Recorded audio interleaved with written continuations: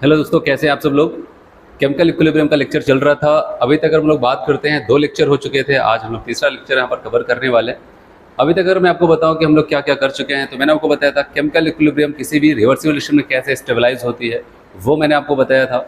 उसके बाद equilibrium constant क्या होता है उसके बारे में बताया।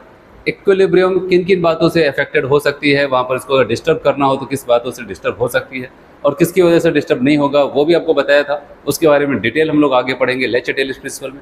इसके अलावा मैंने आपको वहाँ पर इक्विलिब्रियम कांस्टेंट केपी और केसी के बारे में बताया था, वो किस बात पर डिपेंड करेगा और किस पे नहीं करता है, ठीक है।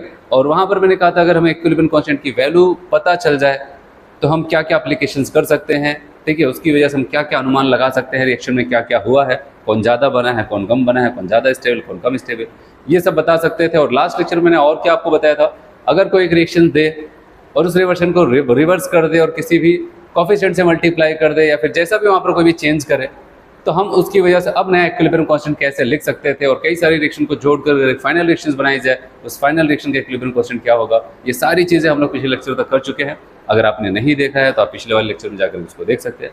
आज हम लोग यहाँ पर जो टॉपिक स्टार्ट करने वाले हैं केमिकल इक्विलिब्रियम में, उसका नाम है रिएक्शन क्वोशिएंट, जो कि बहुत इंपॉर्टेंट टॉपिक्स है, ठीक है। आज उसके बारे में डिस्कशन करते हैं। चलिए देखते हैं यहाँ पर क्या होता है।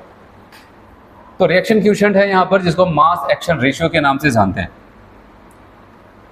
तो अभी तक के जितने भी हम लोग वहाँ पर पढ़े, ठीक है, अभी तक इनका नाम कहीं पर नहीं आया, अब पहली बार इनका नाम आ रहा है, ठीक है। रिएक्शन क्वोशिएंट या फिर मास एक्शन रेशियो, जिसको हम Q से नॉर्मली दिखाया करते हैं।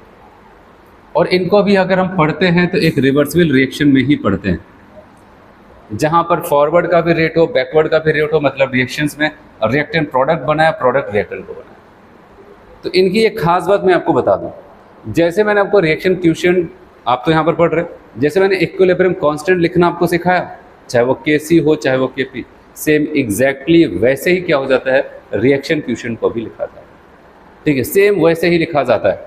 जैसे यहाँ पर मैं आपको बताऊं रिएक्शन क्वोशिएंट में, जैसे हमारे सामने एक रिएक्शन यहाँ पर लिखी हुई, अगर आप देख रहे हैं इस रिएक्शन में, अगर आप देखेंगे यहाँ पर, इसके लिए अगर इक्विलिब्रियम कांस्टेंट की वैल्यू मान लेते हैं आप Kc लिख रहे हैं, तो कैसे लिखोगे बताओ।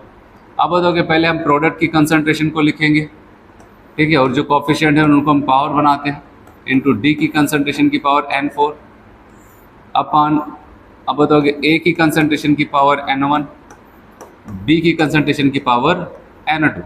बताओ Kc को लिखना होता तो आप ऐसे ही तो लिखते हैं, है कि नहीं भाई। अब सवाल आता है, चलो Kc को तो ऐसे लिखते हैं, अब मैं कह रहा हूँ रिएक्शन क्वोशिएंट, ठीक है, जिसको अगर हम C के रिस्पेक्ट, कंसंट्रेशन के रिस्पेक्ट में, प्रेशर के रिस्पेक्ट में, इसको भी दोनों तरीके से लिख सकते हो, सेम ऐसे ही लिखा जाएगा। अब यहाँ पर जैसे अगर मैं कंसंट्रेशन को रिस्पेक्ट में लिख रहा हूँ इसको, तो मैं इसको Qc कह देता हूँ, और यहाँ पर भी सेम कोई बदलाव नहीं, कंसंट्रेशन ऑफ C की power n3, concentration of D की power n4 upon concentration of A की power n1 into concentration of B की पावर n2, ऐसे हम इसको लिख देते हैं। अब तो कोई चेंजेस है यहाँ पर नहीं ना।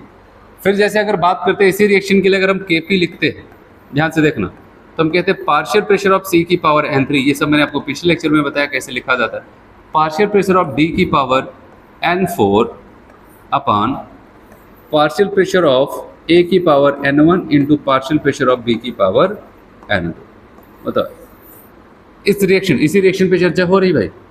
अब अगर यहाँ पर हम रिएक्शन क्वोशिएंट को एज अ प्रेशर की तरह लिखते हैं Qp, तो ये भी सेम कहेगा भाई, कोई परिवर्तन नहीं, आप चाहे जितना यहाँ पर चेक कर लो, हम एक ही जैसे वहाँ पर लिखे जाते हैं, ठीक है। यहाँ पर प्रेशर ऑफ A की power n1 into partial pressure of B की पावर n2,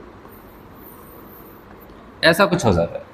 तो कहने का मतलब, लिखने का तरीका इनका सेम है। हम कंसंट्रेशन के रिस्पेक्ट में लिखते हैं तो Kc की तरह लिखा जाता है, प्रेशर के रिस्पेक्ट में लिखते हैं तो Kp की तरह लिखा जाता है। तो सवाल आता है, जब सेम ही है तो क्या ज़रूरत थी इनको ज़बरदस्ती पढ़ने की, हम इसी से अपना काम चला लेते, है कि नहीं। हम क्यों रिएक्शन क्वोशिएंट को क्यों पढ़ रहे हैं बताओ। तो अब मैं आपको बताता हूँ, याद रखना यहाँ पर लिखने का तरीका तो सेम है, लेकिन यहाँ पर जो वैल्यू को पुट किया जाएगा, जब यहाँ पर Kc को लिखोगे तो C की कंसंट्रेशन कब वाली रखी जाएगी, D की, A की, B की कंसंट्रेशन कब वाली रखी जाएगी Kc को कैलकुलेट करते समय। अब बताओगे जब रिएक्शन इक्विलिब्रियम पे पहुंच जाएगी, उस दौरान जितनी C की कंसंट्रेशन है, D की, A की, B की, तो उस फॉर्मूले में इसको रख दिया जाता है। ये हम प्रेशर, जो पार्शियल प्रेशर ABCD जो यहाँ पर बताएगी, इसको कब रखेंगे? जब रिएक्शन इक्विलिब्रियम पे पहुंच जाएगी, उस दौरान उनके जो पार्शियल प्रेशर होते हैं हम उनको यहाँ पर रखते हैं। तो सवाल आता है यहाँ पर भी तो ऐसा कुछ करते होंगे। यहाँ पर कहता है, ध्यान देना, रिएक्शन क्वेश्चन में कहता है ऐसा कोई खास नहीं है, ठीक है। यहाँ पर कह रहे जब भी आपका मन करे तब रख सकते हो। रिएक्शन अभी इक्विलिब्रियम पे नहीं पहुंची है, तब भी जो जो कंसंट्रेशन दिखाई दे आप रख करके क्यूसी को कैलकुलेट कर सकते हो। रिएक्शन अभी इक्विलिब्रियम पे नहीं पहुंची है, अभी जो जो प्रेशर दिखाई दे इनका रख करके क्यूपी निकाल सकते हो। तो क्यूपी जो यहाँ पर हम बात कर रहे हैं, क्यूसी, क्यूपी मतलब रिएक्शन क्वोशिएंट, वो कभी भी जब भी आपका मन करे आप वहाँ पर उसको कैलकुलेट कर सकते हो। लेकिन हमारे केसी और केपी ये कब है?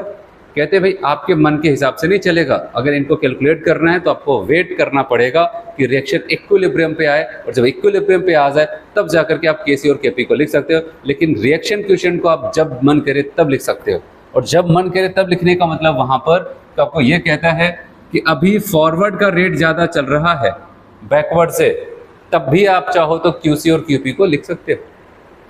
अभी बैकवर्ड का रेट ज़्यादा चल रहा है फॉरवर्ड से, तब भी आप रिएक्शन क्वोशिएंट को लिख सकते हो। यहाँ तक कि जब दोनों के रेट बराबर हो गए, मतलब एट इक्विलिब्रियम की बात करते हैं, तब भी आप क्यू को कैलकुलेट कर सकते हो। तो क्यू को हम कभी भी कैलकुलेट कर सकते हैं, किसी भी अवस्था में कैलकुलेट कर सकते हैं। Q valid at above all condition, इन सभी कंडीशन में क्यू को हम कैलकुलेट कर सकते हैं। लेकिन रिएक्शन क्वोशिएंट से पूछो भाई क्या आप ऐसी कंडीशन पे अपना केसी और केपी की वैल्यू दोगे? नहीं। ऐसी कंडीशन पे दे सकते हो? नहीं। कहेगा बस यही कंडीशन पे दे सकते हैं, इसके अलावा इधर उधर का कुछ नहीं कर सकते हैं। लेकिन क्यू कभी भी आपको दे सकता है, ठीक। तो यहाँ पर ऐसा कुछ होगा, वही आपको यहाँ पर बताया गया how to calculate the value of reaction quotient QC और क्यूपी। तो condition similar like equilibrium constant, कह रहे हैं कि एकदम इक्विलिब्रियम कांस्टेंट की तरह ही लिखा जाएगा इसको, के इक्विलिब्रियम बराबर केपी और केसी जैसे हम लोग लिखते थे वैसे ही सेम लिखेंगे। जैसे यहाँ पर देखो ये रिएक्शन आपको यहाँ पर बताई गई है, N1A + N2B N3C + N4D है। QC लिखेंगे तो ऐसे ही लिखेंगे बताओ, और QP लिखेंगे तो प्रेशर का टर्म लिख देते हैं। चलो यहाँ पर एक दो रिएक्शंस देखते हैं। आप देखें यहाँ पर, बताओ क्या KC से कुछ डिफरेंट है लिखने का तरीका? कुछ नहीं, सेम वैसे ही है। आप बताओ कि प्रोडक्ट की कंसंट्रेशन अमोनिया को लिखा गया, ठीक है, उसके बाद उसकी जो कोफिशिएंट थे पावर लगाया गया, ऐसे N2 और H2 के साथ भी किया गया। अच्छा यहीं पर इसको हम प्रेशर के रिस्पेक्ट में लिखते हैं, तो आप कहते हैं भाई पार्शियल प्रेशर ऑफ NH3 का square upon partial pressure of N2 into partial pressure of H2 का क्यूब। तो ऐसे ही तो करते हैं आप, है कि नहीं? बताओ भाई, ऐसे ही करते हैं आप। तो जैसे क्यूपी केसी को लिख रहा है वैसे ही यहाँ पर भी इसको लिखते हैं। और यहाँ पर देखते हैं अगला एग्जाम्पल लिखने का तरीका। क्यूसी यहाँ पर लिखा गया है, मतलब कंसंट्रेशन के साथ का टर्म जो है वो आपको लिख करके बताया गया है। और प्रेशर के साथ का अगर हम टर्म देखते हैं तो हम यहाँ पर लिख सकते हैं। अगर क्यूपी की बात है, partial pressure of PCl3 into partial pressure of Cl2 upon partial pressure of PCl5। तो इनके लिखने का तरीका ये हो जाता है, कोई डिफरेंसेस नहीं। QC लिखा है यहाँ पर, आप QP लिख करके देखो क्या आ जाएगा, केवल गैसेस का ही लिखा जाएगा। यहाँ पर भी partial pressure of NH3 into partial pressure of H2S, ठीक है, ऐसा हो जाता है। तो एक बात तो अब आप कबूल चुके होंगे कि हाँ सच में इनके लिखने में कोई दिक्कत नहीं है। जैसे KC KP को लिखा जाता था वैसे इनको भी लिखा जाता है। तब हम आगे बढ़े। अब यहाँ पर बताओ इतना क्लियर है सबको? बस क्या आपको डिफरेंसेस वहाँ पर देखने को मिला? डिफरेंसेस ये देखने को मिला कि भाई ये किसी भी रेट पे लिखा जा सकता है। अभी फॉरवर्ड का ज़्यादा हो, बैकवर्ड का ज़्यादा हो, फिर दोनों बराबर होते हैं। लेकिन इक्विलिब्रियम वाला जो होता है वो केवल इक्विलिब्रियम पे ही लिखा जा सकता है। तो चलिए यहाँ पर एक क्वेश्चन आता है, देखो पहले मैं यहाँ पर एक रिएक्शंस लिख देता हूँ, फिर आप इस क्वेश्चन को समझें। अगर A + B ऐसे एक रिएक्शंस लिख देता हूँ, C + D बना रहे हैं ना, इसके लिए हम Q लिखते हैं, मान लेते हैं कंसंट्रेशन के रिस्पेक्ट में लिखते हैं, concentration of C into concentration of D upon concentration of A into concentration of B।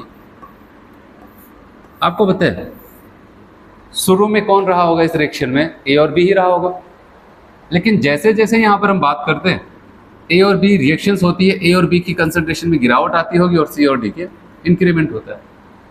और आपको पता है क्यूसी की जो वैल्यू होगी, जैसे जैसे सी और डी की कंसंट्रेशन बढ़ेगी ये भी क्या हो जाएगा, बढ़ता चला जाता है। तो उसी कॉन्सेप्ट पे आपको यहाँ पर क्वेश्चन पूछा गया, when a do reactant A and B are mix together produce C and D, the reaction quotient Q at initial stages, T बराबर 0 की बात नहीं कर रहे, कह रहे शुरुआती दौर में क्या होगा। इनिशियल स्टेजेस का मतलब शुरुआती दौर, शुरू में कैसा कैसे क्या हो रहा है ऑफ द रिएक्शन इज। तो आप बताओगे शुरू में क्या होगा, आप बताओगे जैसे जैसे सी और डी बनेंगे इसकी वैल्यू भी क्या हो जाएगी, जैसे जैसे सी और डी बनेगा इसकी कंसंट्रेशन भी धीरे धीरे बढ़ना शुरू कर देती है। तो इसका मतलब क्या लगाओगे यहाँ पर, इंक्रीजेज विथ टाइम, समय के साथ वो बढ़ता चला जाएगा। यही तो होगा, समय के साथ इनकी कंसंट्रेशन घटेगी और ये कंसंट्रेशन बढ़ती जाएगी, धीरे धीरे ये वैल्यू बढ़ती चली जाए। तो यहाँ पर ये चलो सवाल आता है कि मान लेते हैं इनको हम किसी भी रेट पे कैलकुलेट कर ही लेते हैं, ठीक है, किसी भी अवस्था में कैलकुलेट कर लेते हैं, तो उससे हमें क्या मिल जाएगा बताओ। केसी के पी को तो हम पढ़ ही रहे थे, उसमें क्वेश्चन आता है उसको हम कर लेते हैं। तो इनको हम किसी भी अवस्था में कैलकुलेट कर लेते हैं तो उससे हमें फ़ायदा क्या होगा। अब मैं आपको बताता हूँ होगा क्या फ़ायदा। फ़ायदा ये होगा कि अगर अब हमें किसी भी एक रिएक्शन की, मानते अभी इक्विलिब्रियम पर नहीं पहुँचा हो या फिर कहीं पर भी, अगर इसकी Q की वैल्यू हम कैलकुलेट कर लेते हैं, जैसे कि प्रेशर के रेस्पेक्ट में चाहे कंसंट्रेशन के रेस्पेक्ट में, तो उसकी वैल्यू को देख करके हम ये अनुमान लगा सकते हैं, प्रिडिक्ट कर सकते हैं कि हमारी रिएक्शन भी फॉरवर्ड में जाएगी कि बैकवर्ड में जाएगी, या फिर जैसे चल रहा है वैसे ही चलती रहेगी। फॉरवर्ड में जाने का मतलब फॉरवर्ड की तरफ ज़्यादा शिफ्ट होने की बात की जा रही है, क्योंकि वैसे तो आपको पता है रिएक्शन फॉरवर्ड बैकवर्ड दोनों में चलती है, लेकिन फॉरवर्ड में ज़्यादा तेज़ी से जाएगी, ज़्यादा शिफ्ट होगी, बैकवर्ड में शिफ्ट होगी पूरा रिएक्शन ज़्यादातर, कि कहाँ पर होगी ये सारे अनुमान लगा सकते हैं हम लोग Q की वैल्यू को देख करके, ठीक है। वही यहाँ पर इसका मेन कॉन्सेप्ट होगा। तो कह रहे the value of equilibrium constant, यहाँ पर ध्यान दे हर कोई, value of equilibrium constant Kp और Kc can be calculated only at the stage of equilibrium. तो इक्विलिब्रियम की अवस्था में ही केवल कैलकुलेट किया जा सकता है जब फॉरवर्ड और बैकवर्ड का रेट बराबर, ठीक है। कह रहे how to predict the direction of reaction with the help of Q and K। कह रहे कैसे हम रिएक्शन क्वोशिएंट और इक्विलिब्रियम कांस्टेंट की वैल्यू को देख करके हम प्रिडिक्ट कर सकते हैं कि रिएक्शन कौन सी डायरेक्शन में शिफ्ट होने वाली है, कौन सी डायरेक्शन बड़ी तेज़ी से जा रही है। चलिए अब जैसे कि यहाँ पर एक रिएक्शंस लिखी गई ये है, तो आपको एक बात मैं हमेशा से बता दूँ, ये रिएक्शन है और इस रिएक्शन का हमने यहाँ पर QC की वैल्यू लिख दी है। और हर कोई हमेशा ध्यान दे कि अगर प्रोडक्ट की कंसंट्रेशन बढ़ेगी, और कब बढ़ेगी बताओ, जब फॉरवर्ड का रेट ज़्यादा होगा तो रिएक्शन में कौन ज़्यादा बनेगा, प्रोडक्ट ज़्यादा बनेगा। और आपको पता है जब प्रोडक्ट ज़्यादा बनेगा तो Q की वैल्यू क्या हो जाएगी, ज़्यादा। तो याद रखना इस बात को हमेशा, हम क्या करते हैं अगर प्रोडक्ट की कंसंट्रेशन को बढ़ाएंगे तो Q की वैल्यू क्या हो जाएगी, बढ़ जाए। ऐसा रिएक्शन क्वोशिएंट में वहाँ पर भी था। और अगर वहाँ पर रिएक्टेंट की कंसंट्रेशन को याद रखना, उसको बढ़ाने लगे तो रिएक्टेंट कैसे बनता है, पीछे आकर के, तो वहाँ पर Q की वैल्यू क्या हो जाएगी, घटने लगे। ये आपके माइंड में होना चाहिए, अगर बढ़ाना होगा तो क्या करें, घटाना हो तो क्या करें। अगर Q को हम कहते हैं भाई इसको बढ़ाना है तो हम क्या चाहेंगे, प्रोडक्ट बढ़ जाए। अच्छा प्रोडक्ट कैसे बढ़ेगा, फॉरवर्ड में जा करके हम प्रोडक्ट की मात्रा को और बढ़ा देंगे, ठीक है। और अगर हम बात करते हैं वहाँ पर ऐसा कुछ हो जाता है। और दूसरा क्या, अगर यहाँ पर हम क्या करते चाहते हैं कि रिएक्शन को पीछे लेके जाए, मतलब कि वहाँ पर क्या, रिएक्टेंट की कंसंट्रेशन बढ़ानी पड़ेगी। और रिएक्टेंट की कंसंट्रेशन कैसे बढ़ेगी, आपको पता है यहाँ पर रिएक्शन को बढ़ाने के लिए रिएक्टेंट की कंसंट्रेशन को बढ़ाने के लिए रिएक्शन को पीछे की तरफ लेके जाना पड़ेगा। ऐसा समझ में, प्रोडक्ट को बढ़ाने के लिए आगे की तरफ और रिएक्टेंट को बढ़ाने के लिए पीछे की तरफ लाना पड़ेगा। तो ऐसा कुछ वहाँ पर हमें करना पड़ेगा, ठीक है। तो चलो ये आपको ध्यान देना है कि बढ़ाने के लिए क्या करना पड़ता है, घटाने के लिए क्या करना पड़ता है। अब आते हैं कॉन्सेप्ट पे। अगर बताया गया किसी रिएक्शन के लिए, ठीक है, इस बात का ध्यान देना है, अगर किसी रिएक्शन के लिए वहाँ पर हमने देखा कि रिएक्शन क्वोशिएंट की वैल्यू क्या हो जाए, कम रह जाए, किससे, इक्विलिब्रियम कांस्टेंट से, तब क्या होगा। अगर किसी रिएक्शन में हमने देखा कि इक्विलिब्रियम कांस्टेंट की वैल्यू से ज़्यादा हो जाए किसकी, रिएक्शन क्वोशिएंट की वैल्यू, तब क्या होगा, और बराबर होगा तो क्या होगा। ये 3 केसेस हमें पढ़ने हैं। और मैं आपको बताऊँ, ये अगर कॉन्सेप्ट अगर आप याद कर लेते हैं ना तो सारी चीज़ें आसान हो जाएगी। कॉन्सेप्ट क्या है, आप एक लाइन का यहाँ पर कॉन्सेप्ट बना सकते हो कि जो रिएक्शन क्वोशिएंट है वो हमेशा इक्विलिब्रियम कांस्टेंट की वैल्यू के बराबर होना चाहता है। क्या बताया मैंने अभी आपको? मैंने ये बताया कि ये मान के चलो जो रिएक्शन क्यूसेंट क्यू है वो उसका एक ही टारगेट है, उसका एक ही सपना है कि हम क्या किसके बराबर हो जाए, इक्विलिब्रियम कांस्टेंट की वैल्यू के बराबर हो। बस ये लाइन अगर आपके माइंड में बैठ जाती है तो सारी चीज़ें अपने आप को दिखने लगेंगी। जब उसका सपना है कि भाई हम उसके बराबर हो जाए तो बताओ बराबर होने की क्या क्या चीज़ें हो सकती है? हो सकता है कि उसकी वैल्यू इक्विलिब्रियम कांस्टेंट की वैल्यू ज़्यादा हो और इसकी वैल्यू क्या हो, कम हो। किसका? रिएक्शन क्यूशेंट का। तो रिएक्शन क्यूशेंट अपने आप को बढ़ाना चाहेगा तो क्या करेगा? क्या करेगा बताओ? वो प्रोडक्ट का प्रोडक्शन बढ़ाएगा, और प्रोडक्ट बढ़ाएगा तो रिएक्शन कौन सी डायरेक्शन में? फॉरवर्ड डायरेक्शन में जाएगी। तो प्रोडक्ट बढ़ेगा, प्रोडक्ट बढ़ेगा तो क्यू की वैल्यू बढ़ जाएगी। अगर क्यू की वैल्यू बढ़ी गई है किससे? के इक्विलिब्रियम से क्यू की वैल्यू ज़्यादा आ गई। अब रिएक्शन ये चाहेगा, क्योंकि क्यू का मकसद क्लियर है कि मुझे के बराबर रहना है। मान लेते ये कौन है? ये के है, ठीक है, ये के है और के इक्विलिब्रियम की वैल्यू ज़्यादा आ गई। अब के इक्विलिब्रियम का के इक्विलिब्रियम और ये है रिएक्शन क्यूशेंट। अगर इसकी वैल्यू ज़्यादा है रिएक्शन क्यूशेंट की तो ये चाहेगा हम इसके बराबर होने के लिए अपने आप को क्या चाहेगा? घटा करके बराबर करें। अच्छा, अगर ये कम हो जाता तो तब तो क्या करेगा? अपने आप को बढ़ा करके बराबर करें। ठीक है, तो पहली लाइन फिर से क्लियर करो। ये रिएक्शन क्यूशेंट जो होता है उसका एक ही सपना है इक्विलिब्रियम कांस्टेंट के बराबर होना।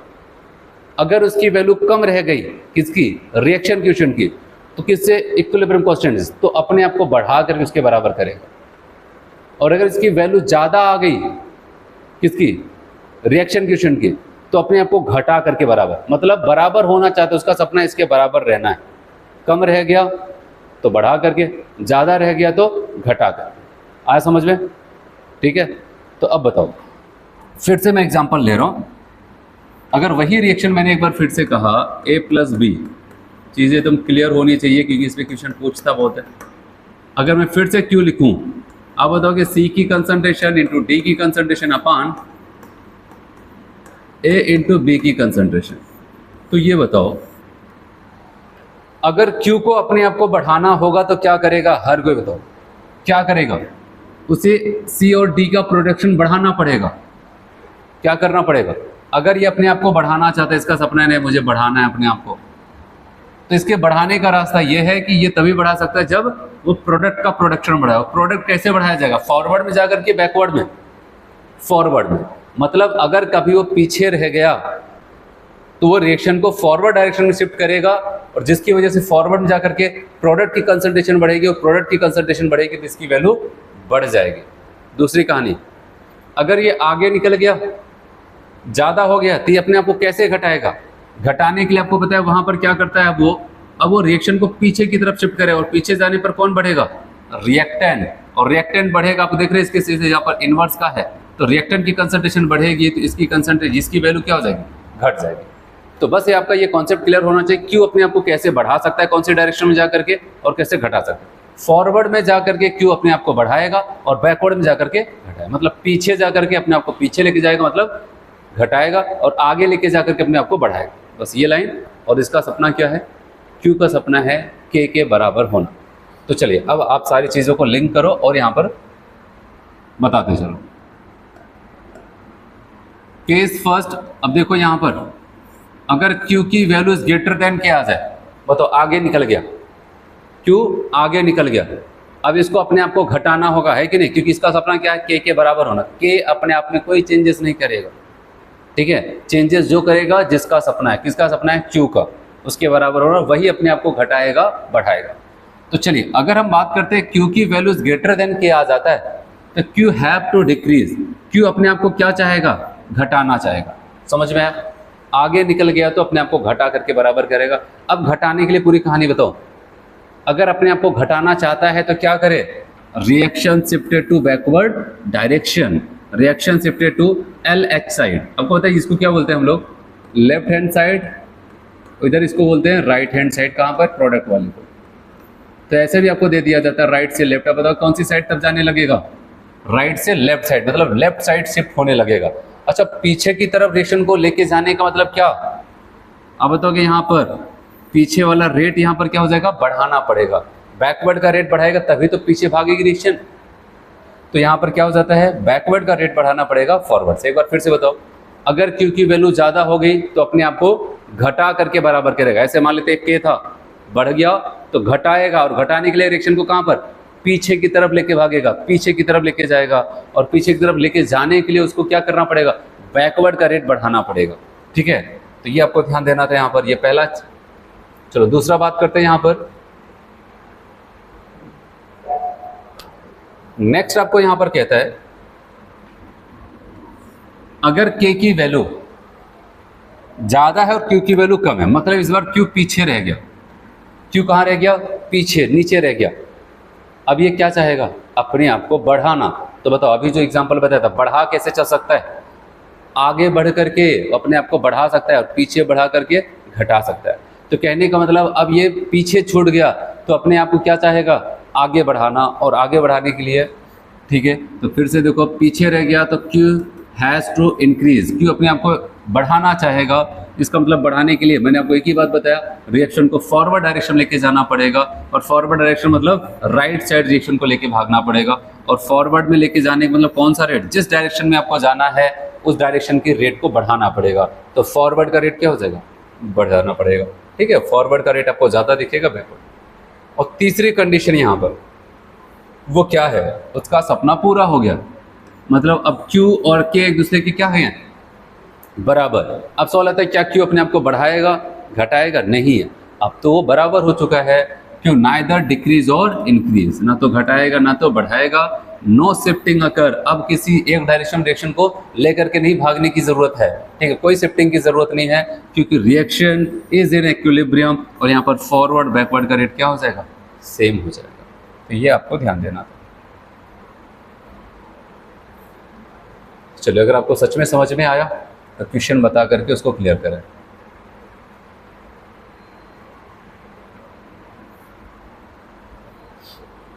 चलिए बताइए, the reaction question Q for the reaction N2+3H2 2NH3 बना रहा है, is given by Q NH3 का होल ट्वाइस N2।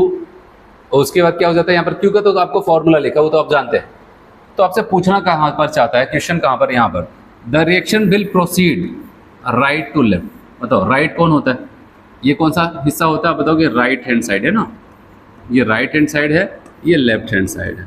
तो क्या पूछ रहे, बताओ, कह रहे कि भाई मुझे राइट से लेफ्ट लेके जाना, मतलब पीछे। बताओ रिएक्शन पीछे भाग रही, पीछे कब जाएगा, जब वो आगे निकल गया होगा। कौन आगे निकल गया होगा, Q की वैल्यू, इसका मतलब K से ज़्यादा आगे, तभी तो अपने आप को घटाएगा।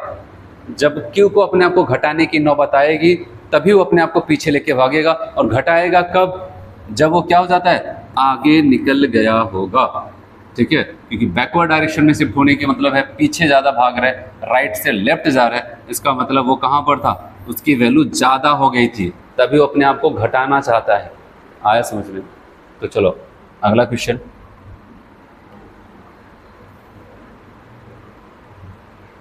बताइए 27।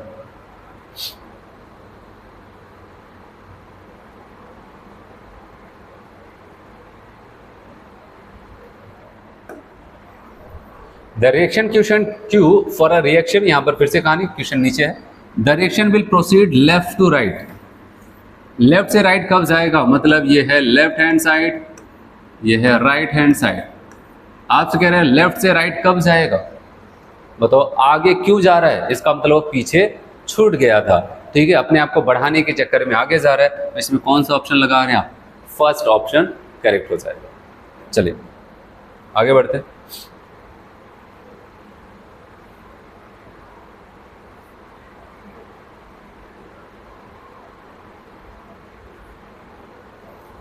KC for A plus B C plus D, बताना है यहाँ पर। कह रहे इक्विलिब्रियम कांस्टेंट की वैल्यू 10 है इस रिएक्शन के लिए। इफ अ कंटेनर कंटेनिंग, ठीक है, अगर कह रहे हैं कि जो कंटेनर है उसमें मान लेते हैं A B C and D की जो कंसंट्रेशन है 1 2 3 एंड 4 रेस्पेक्टिवली है एट 25 डिग्री से, द रिएक्शन शुड बी, तो रिएक्शन क्या होनी चाहिए, कौन से डायरेक्शन में, राइट से लेफ्ट, लेफ्ट से राइट। देखना यहाँ पर इस टाइप के क्वेश्चन को कैसे करते हैं हर कोई, देखो है क्या, आपको कह रहे भाई देखो यहाँ पर KC की वैल्यू मैं आपको दे देता हूँ, यहाँ पर 10 है, तो अब जब Kc की वैल्यू दे दिया, उसके बावजूद कह रहा है कि किसी एक समय पर उनकी कंसंट्रेशन ABCD की इतनी है। तो अब जो कंसंट्रेशन हमें दी गई है, याद रखना, उससे हम क्या करेंगे वहां पर, ठीक है, उनका Q की वैल्यू निकाल लेंगे। और इसके लिए जब QC लिखोगे, बताओ कैसे लिखोगे, C की कंसंट्रेशन इंटू D की concentration upon A into B की कंसंट्रेशन, ठीक है, ऐसा कुछ हो जाता है। अब यहाँ पर क्या हो जाता है, आप सबकी वैल्यू क्रमशः लिखो, ये A है, ये B, ये C, ये D। तो हमें पहले C और D मतलब 3 इंटू 4 रख देना है, और यहाँ पर 1 इंटू, आप देखेंगे यहाँ पर 12/2 कितना आ जाएगा, 6। अच्छा बताओ, इक्विलिब्रियम कांस्टेंट की वैल्यू कितनी थी, 10, जबकि रिएक्शन क्वोशिएंट की वैल्यू कितनी आई है, 6। तो बताओ यहाँ पर कौन सा केस बना। अब बताओ ये कम है ना, तो अब बताओ कि इसका मतलब क्या हो जाता है कि इक्विलिब्रियम से छोटा हो गया कौन, रिएक्शन क्वोशिएंट। और रिएक्शन क्वोशिएंट अगर पीछे रह गया, छोटा का मतलब पीछे रह गया, तो अपने आप को आगे की तरफ लेके जाएगा, ठीक है, क्योंकि इसका सपना क्या है, इनके बराबर होना। पीछे रह गया तो आगे की तरफ लेके जाएगा, और आगे की तरफ लेके जाने का मतलब क्या हो जाता है, ये लेफ्ट है और ये राइट है, तो लेफ्ट से कहाँ पर जाएगा, राइट साइड जाएगा। तो proceed from left to right, कौन सा ऑप्शन, फर्स्ट ऑप्शन यहाँ पर करेक्ट हो जाता है। बताओ आया समझ में, कोई दिक्कत।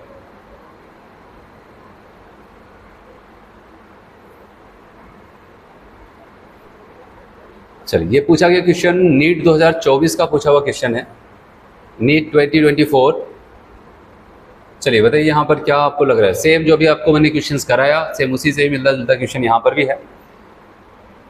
तो आपको भी यहाँ पर यही कह रहा है कि भाई for a reactions 2A + B + C, कह रहे Kc की वैल्यू क्या आ जाती है वहाँ पर 4 × 10⁻³ at a temperature at a given time, sorry, the composition of the reaction mixture is, कह रहे हैं कि किसी एक समय पर उनके रिएक्टेंट A, B और प्रोडक्ट, सॉरी यहाँ पर जितने भी यहाँ पर रिएक्टेंट प्रोडक्ट हैं उनकी कंसंट्रेशन आपको दे दिया है।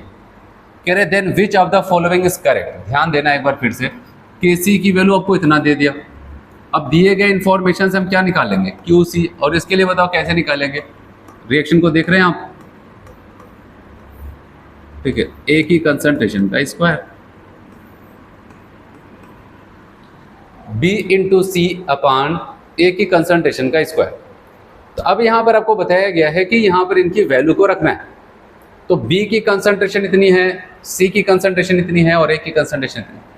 तो अब इनकी वैल्यू रख करके हम कैलकुलेट करते देखते भाई कितना आता है, 2 × 10⁻³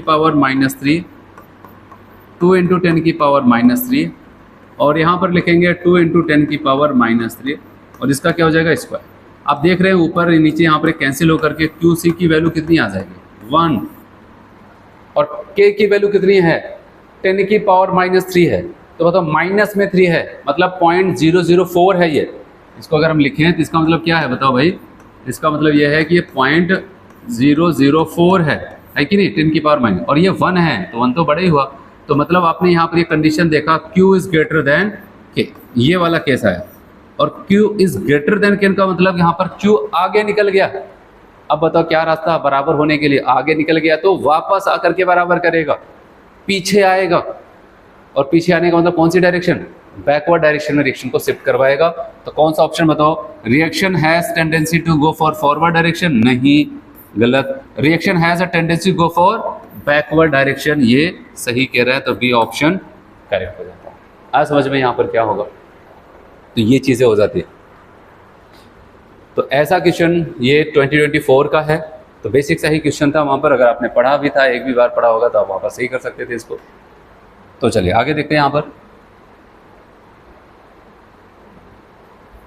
तो रिएक्शन क्वेश्चन से जुड़ा हुआ जो कॉन्सेप्ट था मैंने वो आपको समझाया। अब अगला जो कॉन्सेप्ट है मैं आपको समझाने जा रहा हूँ, वो ध्यान देना। उसमें क्या होगा, standard Gibbs free energy change, जिसको हम कहते हैं डेल्टा G0 का इक्विलिब्रियम कांस्टेंट के साथ क्या रिलेशन होगा, अब हम वो पढ़ने वाले हैं वहाँ पर, ठीक है। ये भी यहाँ का आप ऐसा कह सकते हैं बहुत ही ज़्यादा इंपॉर्टेंट टॉपिक है। डेल्टा G0 और के इक्विलिब्रियम के बीच में क्या रिलेशन होगा और क्या क्या चीज़ें वहाँ पर हम बना सकते हैं, ठीक है, वो सारी चीज़ें हम यहाँ पर सीखने चल रहे हैं। तो इसको देखते हैं यहाँ पर क्या होता है। तो टॉपिक है relation between standard free energy change, जिसको कहते हैं delta G0, and equilibrium constant के इक्विलिब्रियम, इनके बीच का क्या रिलेशन होगा वो सारी चीज़ें हम देखेंगे। तो उससे पहले मैं आपको यहाँ पर बता दूँ, डेल्टा जी और डेल्टा जी नॉट और क्यू के बीच में एक रिलेशन चलता है, हर कोई ध्यान दे। ये डेल्टा जी बराबर हो जाता है delta G not plus R T, ये एल एन है और ये क्यू, क्यू का मतलब क्या है जो भी पढ़ के आ रहे हैं रिएक्शन क्वेश्चन। और एक कन्वर्जन मैं आपको बता दूं, हर कोई हमेशा याद रखिएगा उसको, ठीक है, क्योंकि यहाँ पर एल एन वगैरह आता रहता है। तो याद रखना, अगर कहीं पर एल एन लिखा गया है एल एन, तो अगर हम वहाँ पर चाहें तो लॉग बेस ई भी लिख सकते हैं, और अगर चाहें तो 2.303 लॉग बेस 10 ऐसा टर्म लिख सकते हैं। ये हर कोई ध्यान देगा, नहीं पता है तो वहाँ पर नोट कर लेना ये ज़रूर, ठीक है। तो कहीं पर एल का टर्म लिखा है, अगर हम चाहें वहाँ पर लॉग बेस ई लिख सकते हैं। अगर लॉग बेस ई के टर्म लिखना चाहे, इसको हटा के बस ये लिख दो, या फिर इतने को हटा करके इनको हटा कर आप चाहो तो यहाँ पर 2.303 लॉग बेस 10 भी आप लिख सकते हो। जैसे यहाँ पर देखो, मैं आपको दिखाता हूँ, यहाँ पर क्या था, आप देख रहे हैं यहाँ पर एल था। अब मैंने क्या किया, उस एल को यहाँ पर हटा करके मैंने 2.303 लॉग बेस 10 लिख दिया, ठीक है, क्योंकि मल्टीप्लाई, अब चाहे इसको यहाँ पर लिखो, आर टी को पहले लिखो, चाहे यहाँ पर लिखो, कोई दिक्कत नहीं। तो अब इसको अगर लिखना चाहें तो ऐसे भी लिख सकते हैं कि डेल्टा जी बराबर delta G not plus 2.303 R T log base 10 Q, ऐसा समझ में। और क्यू यहाँ पर रिएक्शन क्वेश्चन ही है और कोई नई चीज़ नहीं है, ठीक है, जिसको भी मैंने आपको पढ़ाया। अब कभी ऐसा क्वेश्चन आ जाए, मान लेते हैं कुछ नहीं तो आपको डेल्टा जी की value they they, delta G not की वैल्यू दे दे, जो कि स्टैंडर्ड कंडीशन में गिब्स एनर्जी चेंज है, और डेल्टा जी पूछा जाए, हो सकता है वहाँ पर क्यू के बारे में आपको रिएक्शन, कोई भी रिएक्शंस दे दे और उनकी कंसंट्रेशन दे दे, जैसे अभी ऊपर कैलकुलेट किए थे, जैसे ये रिएक्शंस होती तो हमें क्यू अगर निकालना होता बाई चांस, हम इसकी वैल्यू को ऐसे रख देते थे, प्रोडक्ट की कंसंट्रेशन का प्रोडक्ट अपन रिएक्टेंट की कंसंट्रेशन का प्रोडक्ट, और रख करके यहाँ पर हम सॉल्व कर सकते हैं। लेकिन हमें यहाँ पर बहुत ज़्यादा इधर उधर नहीं जाना, क्योंकि हमारा चैप्टर है इक्विलिब्रियम। तो हम जो कुछ भी पढ़ेंगे, हमारा उद्देश्य होगा भाई जल्दी से इक्विलिब्रियम पे आ जाओ, उस पर शिफ्ट हो जाओ और वहाँ पर अपना कॉन्सेप्ट देखो। तो हम अब इसको यहाँ पर शिफ्ट करते हैं इक्विलिब्रियम पे, ठीक है। यहाँ पर वही रिलेशन बताया जा रहा है कि जहाँ पर क्यू है आप वहाँ पर क्यू की वैल्यू रख सकते हो, क्योंकि कैलकुलेट करने का तरीका मैंने आपको बताया, ठीक है, यहाँ पर ये सारी चीज़ें। लेकिन अब हम लोग यहाँ पर इसको देखने जा रहे हैं, जो सबसे मेन पॉइंट है, मैं आपको यहाँ पर साइड में बताऊँगा, फिर उसके बाद यहाँ पर जो लिखा है उसको भी दिखाऊंगा, ठीक है। अब मेरे साथ जो मैं लिखता जाऊँगा, अगर आप उसको देखते जाएंगे तो हो सकता है वो आपको और अच्छे समझ में आए, क्योंकि यहाँ पर पहले से लिखा है तो हो सकता है आप उतना कॉन्सेंट्रेट ना हो पाए। तो चलिए, अभी मैंने आपको यहाँ पर जो बताया आप ऐसा देखते चलो हर कोई, ठीक है। मैंने कहा डेल्टा जी बराबर delta G not plus R T, यहाँ पर क्या था आर टी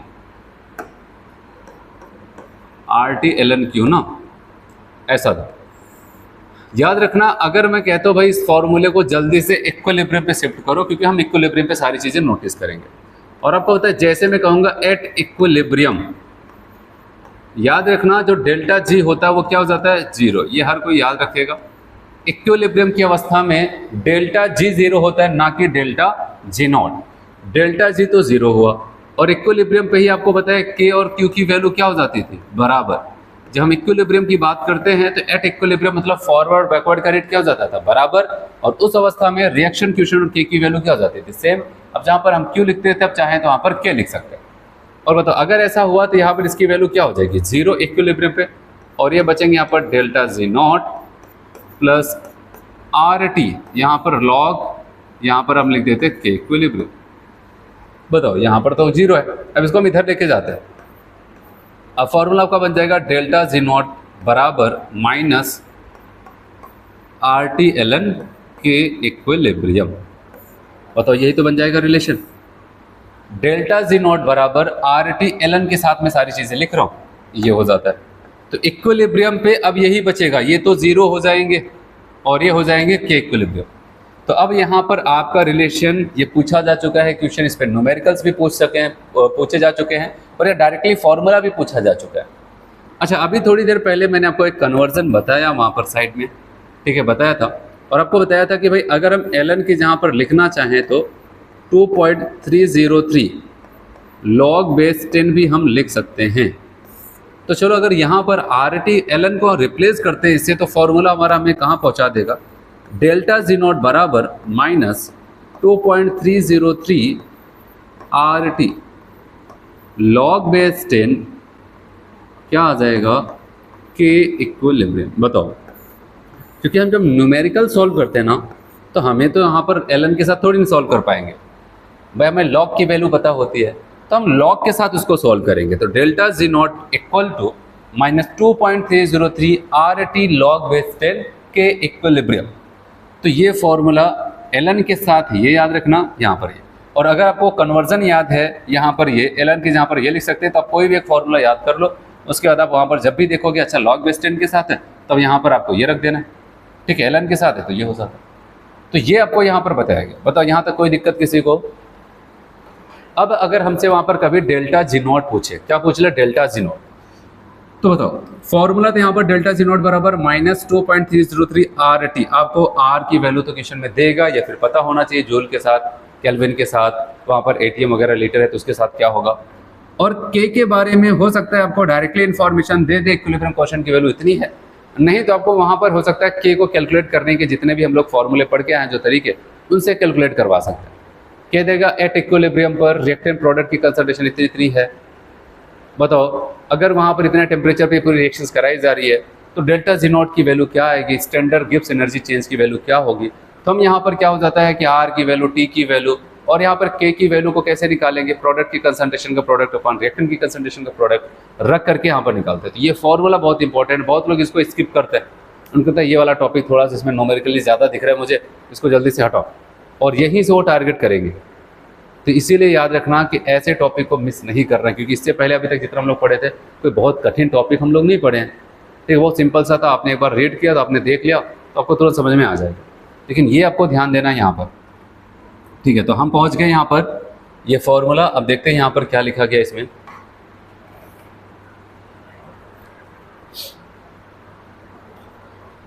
तो वही आपको बताया गया भाई एट इक्विलिब्रियम की बात आएगी तो Q बराबर K हो जाएगा, डेल्टा जी तो 0 हो जाएगा, डेल्टा जी नॉट की वैल्यू अब इक्वल टू हो जाएगा -RT ln K इक्विलिब्रियम, ठीक है।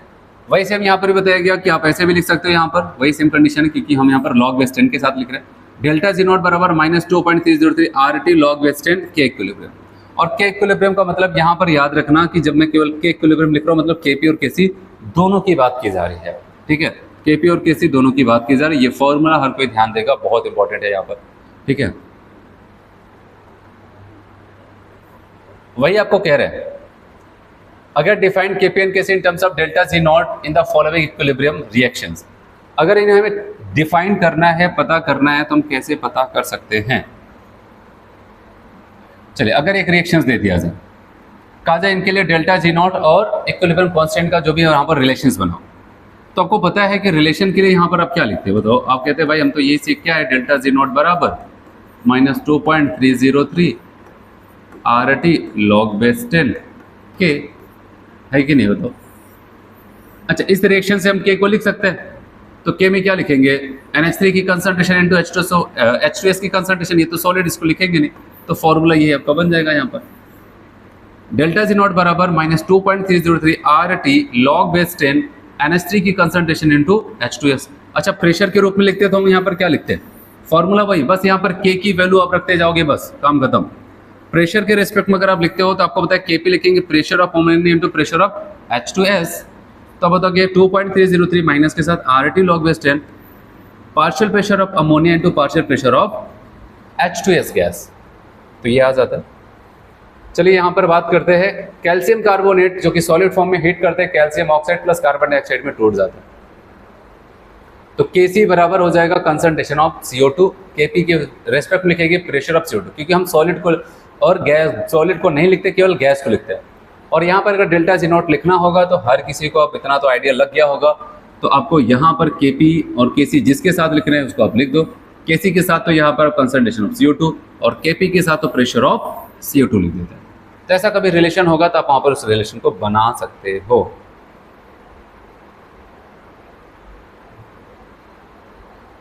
चलो अब मैं थोड़ा सा यहाँ पर जो लिखा है पहले यहाँ पर आपको समझाता हूँ, हर कोई मेरी तरफ यहाँ पर देखता रहेगा जो मैं लिख रहा हूँ, उसके बाद वहां पर आता है। चलिए, तो कहने का मतलब अभी तक जो मैंने आपको समझाया वहां पर हम यहाँ पर पहुंच चुके हैं। मैंने आपको ये बताया डेल्टा जी नॉट बराबर minus R T L N K, है कि नहीं। और एक बात मैंने आपको जो बताई वो भूलना नहीं हर किसी को, यहाँ पर मैं फिर से लिख देता हूँ। एल एन की जहाँ पर लिखना चाहें तो लॉग बेस ई लिख सकते हैं, या फिर 2.303, ठीक है, लॉग बेस 10 इसको लिखा जा सकता है, ठीक है। ऐसे हम लोग वहाँ पर कर सकते हैं। तो चलिए यहाँ पर बात करते हैं। अगर मान लेते इसकी जहाँ पर मैं एल एन लॉग बेस ई लिख देता हूँ तो क्या बन जाएगा फॉर्मूला। अब बताओगे डेल्टा जी नॉट बराबर minus R T log base E के, बताओ ऐसा लिख सकते हैं हम। अब एक काम करते हैं, हम इधर लॉग बेस ई को एक साइड में लेके आते हैं, यहाँ पर के, इसके माइनस साइन को इधर भेज सकते हैं, आप इधर उधर कहीं पर शिफ्ट कर सकते हैं, तो आ जाएगा minus delta G not upon R T. आया समझ में।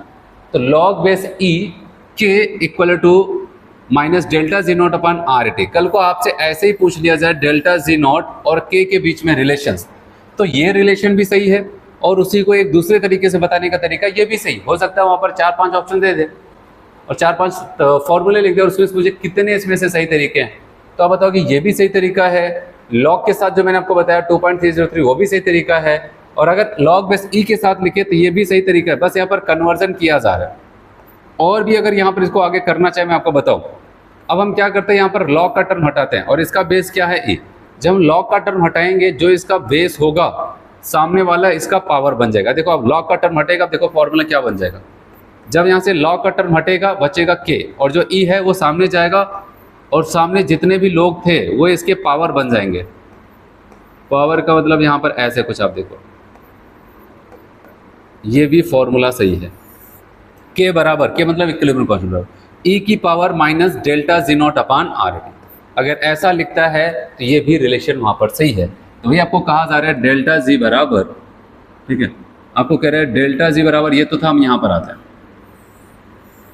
एल एन की जगह पर, एल एन की जगह पर क्या लिख दिया गया डायरेक्टली, वहाँ पर लॉग बेस ई लिख दिया गया, ठीक है, लॉग बेस ई यहाँ पर ये, फिर लॉग बेस ई यहाँ पर मिसिंग है, तो लॉग बेस ई के बराबर minus delta G not upon R T. फिर मैंने कहा हम एक काम करते हैं, लॉग का टर्म हटाएंगे तो याद रखना जो इसका बेस होगा, ठीक है, बहुत डिटेल नहीं जाते, बस इतना आपको ऐसा ट्रिक यूज करना है, जो इसका बेस होगा और सामने जो भी आपको दिखाई दे रहा है वो सब के सब इसके क्या हो जाएंगे, पावर। तो यहाँ पर बचेगा के और ई चला जाएगा सामने, और यहाँ पर जब यहाँ पर सामने था ये क्या हो जाएंगे, ये इसके पावर हो जाते हैं। याद रखना यहाँ पर इसे मल्टीप्लाई नहीं है, ये इसका पावर है। आया समझ में। तो ऐसा कुछ अगर लिख सकते हैं, बहुत हायर केसेस में जाएंगे तब होगा वहाँ पर, नहीं तो हमारा काम इतने से ही हो सकता है। चलो एक बार अगला वाला मैं आपको बताता हूँ। नेक्स्ट वहाँ पर लॉग के साथ, लॉग के साथ मतलब डेल्टा जी नॉट बराबर minus 2.303 R T log base 10 के। बताओ ये फॉर्मूला भी पढ़े हमने। अब अगर मैं यहाँ पर लॉग बेस 10 के को एक साइड कर लूँ, इस माइनस साइन को इधर भेज देते तो हो जाएगा minus delta G not upon 2.303 R T, ऐसा कुछ हो जाता। अब एक बार फिर से आपको हो सकता है इतने पे ही रोक दे, तो ये भी सही है। और यहाँ से अगर लॉग को गायब करते हैं, इस बार देखना इसका बेस कौन है, 10, तो लॉग को अगर यहाँ से हम हटाते हैं तो आप बताओगे बचेगा इधर के, और इसका जो बेस है सामने वाले क्या बनने वाले हैं, उसके पावर बनने वाले हैं, ठीक है। यहाँ पर अब इसका पावर क्या, minus delta G not upon 2.303 R T, ऐसा कुछ वहाँ पर बन जाएगा। ऐसा समझ में।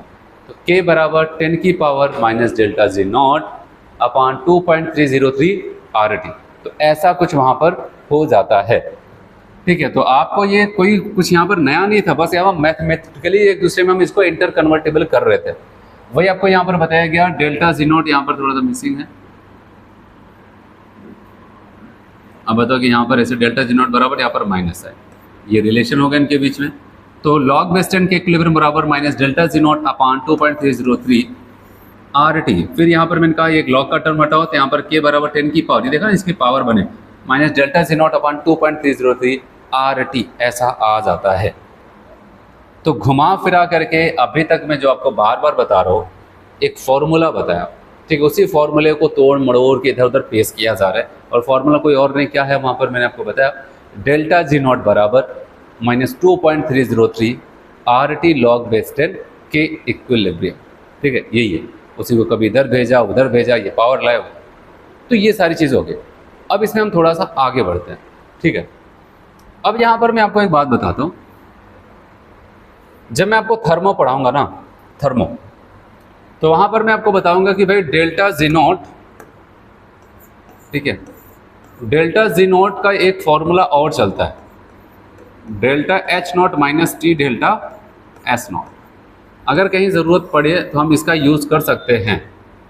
तो कहा गया अभी हमने एक रिलेशंस बनाए, एक रिलेशन जो मैंने आपको यहाँ पर बना के दिखाया, ठीक है, ये भी अगर हम चाहें तो वहाँ पर रख सकते हैं। मैंने आपको बताया लॉग बेस स्टेट के इक्विलिब्रियम, ठीक है, अभी इससे पहले वहाँ पर आपको ये बताया था minus delta G not upon 2.303 R T. बताओ, यही तो बताया अभी थोड़ी देर पहले। सब कुछ इधर था, मैंने वहाँ पर लॉग बेस 10 इक्विलिब्रियम को एक्साइट कर दिया, ऐसा कुछ हुआ। अब अगर हम यहाँ पर चाहें लॉग बेस 10 जो के इक्विलिब्रियम है, इसको तो लिख रहे हैं, डेल्टा जी नॉट की जहाँ पर चाहें इनका पुराना वाला जे वाली वैल्यू रख सकते हैं यहाँ पर। तो अब यहाँ पर अगर रखेंगे तो यहाँ पर माइनस साइन यहाँ पर रखते हैं, उसके बाद डेल्टा जी की वैल्यू लिखते हैं, बताएंगे delta H not minus T delta S not upon 2.303 R T. ये बन गया इनके बीच का रिलेशन।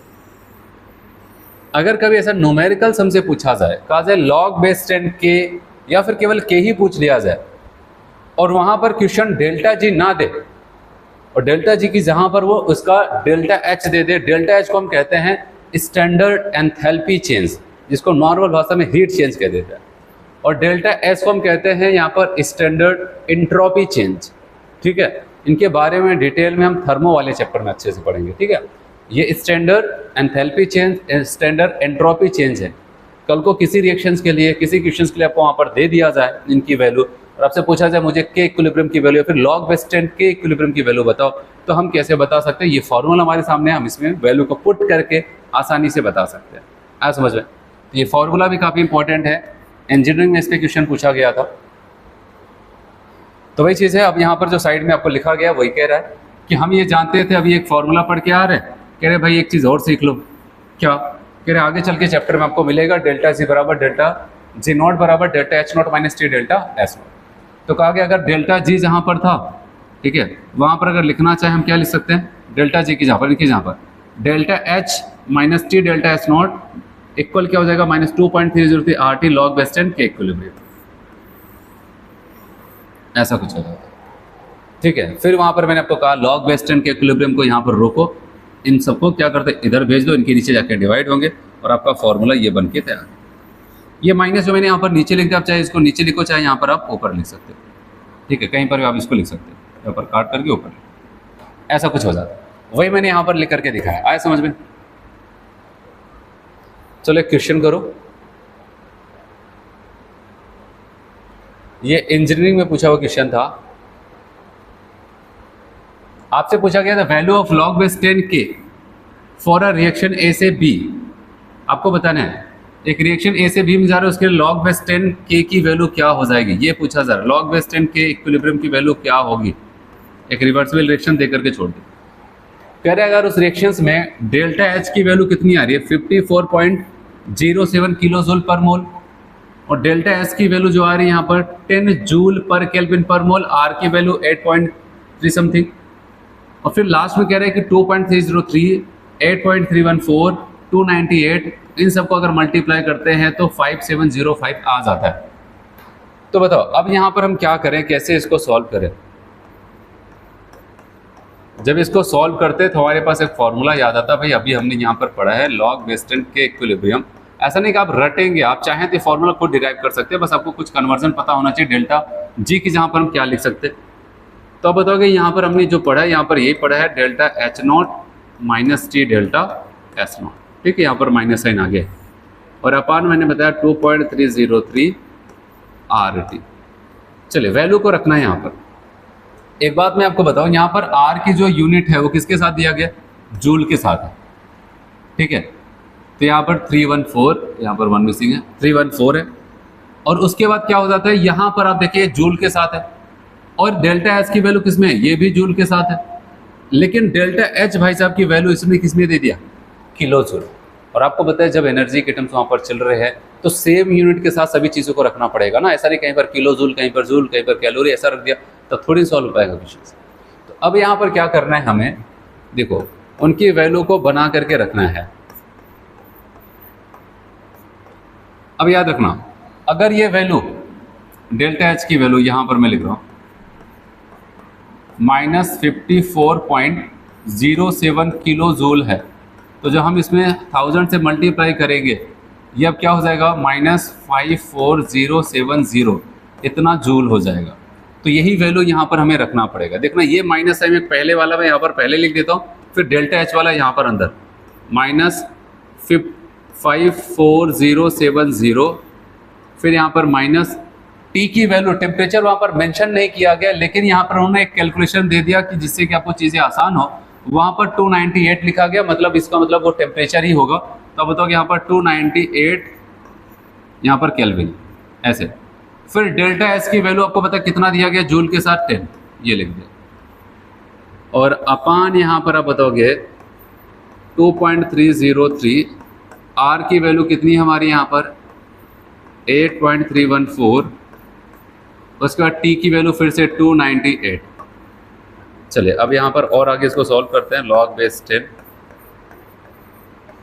के बराबर आपको तो ये माइनस अब जाके मल्टीप्लाई होगा, जो माइनस पहले से था इसको मैंने यहाँ पर बाहर रखा था, मल्टीप्लाई होगा ये हो जाएगा प्लस 54070, और आपको पता है ये भी यहाँ पर मल्टीप्लाई हो जाएगा तो प्लस हो जाएगा, यहाँ पर 10 से मल्टीप्लाई होगा 2980 अपन। आपको पता है इन तीनों को मल्टीप्लाई करके जो वैल्यू आती है क्वेश्चन में दे दिया है, जैसे कि आपको ज़्यादा कैलकुलेशन ना करना पड़े। तो यहाँ पर कह रहे हैं भाई ये 5705 है, और जब इसको हम देखते हैं यहाँ पर इन दोनों को ऐड करते हैं यहाँ पर ये वैल्यू को, क्योंकि अब प्लस हो गए हैं, आप देखें ये 57050 आ जाता है अपन ये 5705, और जब इसको हम सॉल्व करते हैं तो आप बताओ ये कैंसिल होकर कितना आ जाता है 10।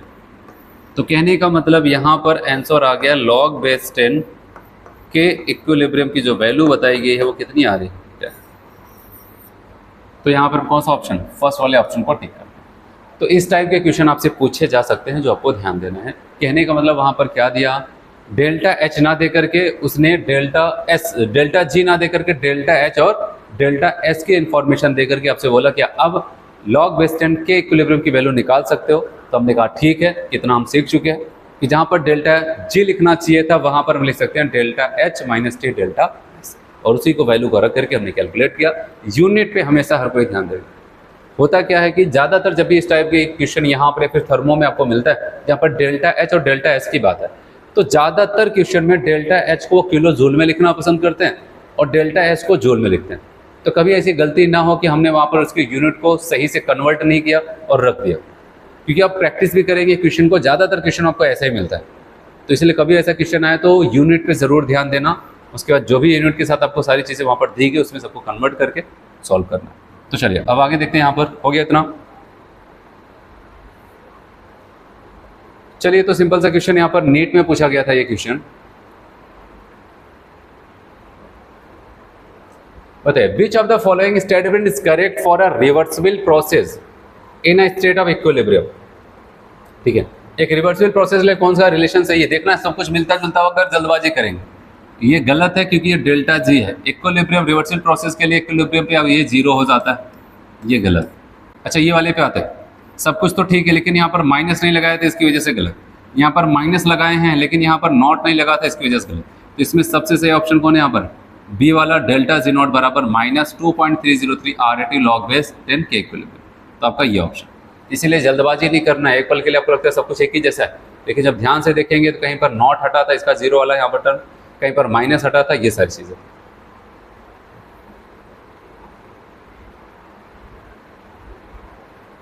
चलिए अब मान लेते हैं कि हमने ये फॉर्मूला जो याद किया, मैंने आपको बताया यहाँ पर ये फॉर्मूला, ठीक है, मिला जुला के इसी पे तो चर्चा हो रही है। डेल्टा जी नॉट बराबर -2.303 RAT लॉग बेस 10 के इक्विलिब्रियम। ठीक है, इसी पे चर्चा हो रही है। अब हम यहाँ पर ये देखते हैं कि के की वैल्यू को अगर हम बदलते जाएं, ठीक है, अगर कोई वैल्यू यहाँ पर रखें तो उसकी वजह से जी के साइन या फिर उसकी वैल्यू पे क्या फ़र्क पड़ेगा, तो उसकी एनालिसिस करते हैं। तो अब यहाँ पर एनालिसिस में आपको ये बताया गया कि अगर के की वैल्यू को हम क्या कर देते हैं 1, क्या कर देते हैं भाई 1। हमेशा लॉग के बाद अगर कोई टर्म है उसकी वैल्यू को हम 1 के रेस्पेक्ट में ही देखते हैं, 1 से ज़्यादा 1 से कम 1, कभी वहाँ पर ऐसा नहीं 0 वगैरह। तो वैसी वैल्यू है तो वहाँ पर 0, क्योंकि लॉग 0 तो वो अनडिफाइंड है, ठीक है। तो इसीलिए हम क्या करते हैं, हमेशा लॉग के बाद अगर कोई वैल्यू है, यहाँ पर कोई टर्म है, तो उसको अगर हम देखेंगे वो ज़्यादा है कम है क्या, कैसे हमेशा कंपेरिजन में, जैसे हम लोग अधिकतर क्या करते हैं, जैसे डेल्टा एच की वैल्यू को क्या बोलते हैं, कहते हैं ग्रेटर देन 0 तो पॉजिटिव, लेस देन 0 तो नेगेटिव, तो इक्वल टू 0 तो थर्मोन्यूट्रल रिएक्शंस। वैसे यहाँ पर हम इसको क्या करते हैं, के रिस्पेक्ट में देखेंगे। तो इक्विलिब्रियम कांस्टेंट के की वैल्यू अगर मान लेते हैं वहाँ पर 1 आ जाए किसी रिएक्शंस के लिए, के की वैल्यू 1 आई, तो बताओ यहाँ पर पूरा टर्म क्या हो जाएगा, लॉग बेस 10 और यहाँ पर आ जाएगा 1, और log 1 की वैल्यू क्या हो जाती है बताओ भाई, log 1 की वैल्यू 0। जब log 1 की वैल्यू 0 तो पूरे टर्म को क्या कर देगा 0, तो उस दौरान डेल्टा जी नॉट की वैल्यू क्या आ जाएगी 0। हाँ सर, इस पर क्वेश्चन भी बनता है। अगर हमसे पूछा जाए बताओ इक्विलिब्रियम कांस्टेंट की वो कौन सी वैल्यू है जिसपे डेल्टा जी और डेल्टा जी नॉट, कह रहे delta G and delta G not दोनों क्या हो जाएंगे वहाँ पर 0, ठीक है, क्या हो जाए 0। कौन सी वैल्यू होगी क्या, देखो इक्विलिब्रियम की कोई भी वैल्यू, इक्विलिब्रियम कांस्टेंट की कोई भी वैल्यू हो ये तो 0 हो जाते हैं, कौन, डेल्टा जी। बस डेल्टा जी नॉट 0 नहीं हो रहा था, लेकिन आज वो भी पकड़ में आ गया। कब, कह रहा है कि जब इक्विलिब्रियम की वैल्यू, इक्विलिब्रियम कांस्टेंट की वैल्यू 1 हो जाएगी तो ये भी 0 हो जाएगा। इसका मतलब अगर कभी ऐसा बोला जाए कि हम यहाँ पर ये कहेंगे के बराबर 1 रख दिया जाए, किसी रिएक्शन के लिए इक्विलिब्रियम कांस्टेंट की वैल्यू 1 आ जाएगी, तो वहाँ पर याद रखना डेल्टा जी और डेल्टा जी नॉट दोनों की वैल्यू क्या हो जाती है 0। कभी स्टेटमेंट में आया क्या ये सही है, बताओगे हाँ ये सही है, वापस आता है। अब अगर के की वैल्यू ग्रेटर देन 1 हो जाए, ग्रेटर देन 1 हो जाए मतलब 10 की पावर में, अगर हम इसको सोचे 10 की पावर 1 हो जाए, 10 की पावर 2 हो जाए, ऐसा कोई वैल्यू आ जाए तो ग्रेटर देन 1 ही तो हुआ। तो कहने का मतलब यहाँ पर आप ऐसे भी इमेजिन कर सकते हो, अगर मैं आपको बताऊं तो अब अगर ग्रेटर देन 1 का मतलब ऐसा सोचने के लिए, मैं आपके सोचने की बात कर रहा हूँ, आप इसको कह सकते हैं पॉजिटिव वैल्यू की बात कर रहे हैं। किसकी वैल्यू की बात कर रहे हैं, पॉजिटिव वैल्यू। और बताओ कि अगर यहाँ पर इनकी वजह से लॉग समथिंग जो भी है उसकी वैल्यू अगर पॉजिटिव आई, तो पॉजिटिव और ये नेगेटिव आपस में मल्टीप्लाई होकर के क्या हो जाएंगे, ये मल्टीप्लीकेशन है ना, यहाँ पर पॉजिटिव नेगेटिव मल्टीप्लाई होकर के क्या आ जाएंगे नेगेटिव, मतलब डेल्टा जी नॉट की वैल्यू क्या आएगी नेगेटिव। इसीलिए अगर के की वैल्यू ग्रेटर देन 1 है तो इसकी वैल्यू क्या हो जाएगी लेस देन 0। जी को हम 0 के रिस्पेक्ट में बोलेंगे, ठीक है, 0 ज़्यादा कम बराबर। फिर बात करते हैं अगर के की वैल्यू को मैंने लेस देन 1 कर दिया, और लेस देन 1 जैसे 10 की पावर -1, जैसे 0.1 क्या 1 से कम ही है, उसको लिखेंगे तो पावर में तो 10 की पावर -1, तो पावर माइनस में तो उसका माइनस वाला पावर आके इसे मल्टीप्लाई होगा तो उसको प्लस कर देगा। या फिर ऐसे इमेजिन करें, ठीक है, ऐसे कर सकते हैं। मैंने कहा इसको आप नेगेटिव मान लो, क्या मान लेते हैं, लेस देन 1 का मतलब इसको नेगेटिव वैल्यू मान लो, मतलब लॉग बेस 10 जो भी क्या है इसकी वैल्यू ओवरऑल क्या आ जाएगी नेगेटिव। और जब नेगेटिव आ जाएगा बताओ ये नेगेटिव इस नेगेटिव से मल्टीप्लाई होकर क्या बना देगा ओवरऑल डेल्टा जी की वैल्यू पॉजिटिव। तो ऐसे याद रखना है यहाँ पर के की वैल्यू 1 तो डेल्टा जी नॉट की वैल्यू 0, के की वैल्यू ग्रेटर देन 1 ये लेस देन 0, ये लेस देन 1 ये ग्रेटर देन 0, मतलब उल्टा चल रहा है। बस इनके लिए हम 0 का रेफरेंस ले रहे हैं, इनके लिए हम 1 का। ये ज़्यादा 1 से तो ये 0 से कम, ये 1 से कम तो ये 0 से ज़्यादा, ठीक है, ऐसा चलता है। आपको याद रखना, आप यहाँ पर मैथमेटिकली भी कॉन्सेप्ट अपना लगाएंगे, सारी चीज़ आपको दिखेगी। तो यहाँ पर अभी जो मैंने आपको एक स्टेटमेंट बताया, ठीक है, उसी को यहाँ पर आपको बताया जा रहा है। कह रहे for any value of equilibrium constant, equilibrium constant की किसी भी वैल्यू पर, for any value of equilibrium constant delta G is always 0। कह रहे भैया डेल्टा जी तो तुरंत के तुरंत 0, इक्विलिब्रियम का नाम सुनते ही 0 हो जाता है।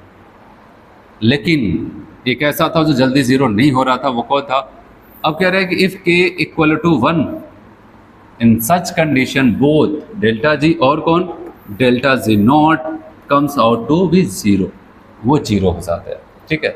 तो कह रहा है कि यहाँ पर एक लाइन ऐसा, इक्विलिब्रियम की अदर वैल्यू के लिए डेल्टा जी नॉट 0 नहीं होता। इक्विलिब्रियम की किसी भी वैल्यू के लिए डेल्टा जी नॉट 0 नहीं होता, मतलब और किसी वैल्यू, एक को छोड़ दिया जाए तो इसके अलावा और कोई भी वैल्यू आप देख लोगे कभी भी डेल्टा जी 0 नहीं होगा। बस एक ही कंडीशन, जब के की वैल्यू 1 आएगी तभी 0 होगा, नहीं तो कभी 0 नहीं होगा। इसीलिए यहाँ पर याद रखना के की वैल्यू मतलब चाहे वो के पी हो चाहे के सी 1 तो डेल्टा जी नॉट भी, ठीक है। तो यहाँ ऐसा कुछ हो जाता है। चलो इसको आगे चलिए, आपको बताइएगा को relation of delta G not के इक्विलिब्रियम ए नॉट सेल। अब डेल्टा जी का यहीं पर एनालिसिस चल रही, तो एक बात मैं और बता ही देता हूँ, आगे आपको वहाँ पर ये इलेक्ट्रो में मिलेगा, लेकिन थोड़ा सा पढ़ने में क्या जाता है यहाँ पर। देखो डेल्टा जी और के बीच का रिलेशन तो हमने देखा, अब इसे में एक और लोगों की एंट्री कराते हैं ईएमएफ ऑफ शेल या फिर ई सेल जिसको हम कहते हैं। और इसका यहाँ पर मैं आपको एक फॉर्मूला बताऊँ, ये हर कोई ध्यान दो। डेल्टा जी नॉट के कई फॉर्मूले आपके पास इकट्ठा होते जा रहे हैं। एक इक्विलिब्रियम कांस्टेंट के साथ क्या था -2.303 RT log वेस्टर्न के। अच्छा, डेल्टा एच और डेल्टा एस के साथ क्या था, डेल्टा जी नॉट बराबर delta H minus T delta S not था। एक और यहाँ पर देख लो, डेल्टा जी नॉट बराबर minus N E not F. यहाँ पर क्या हो जाता है, ई जो है इसी को हम बोलते हैं ईएमएफ ऑफ शेल। इसके अलावा एन और एफ क्या है, वहाँ पर जब आगे आएगा तो मैं आपको बताऊँगा।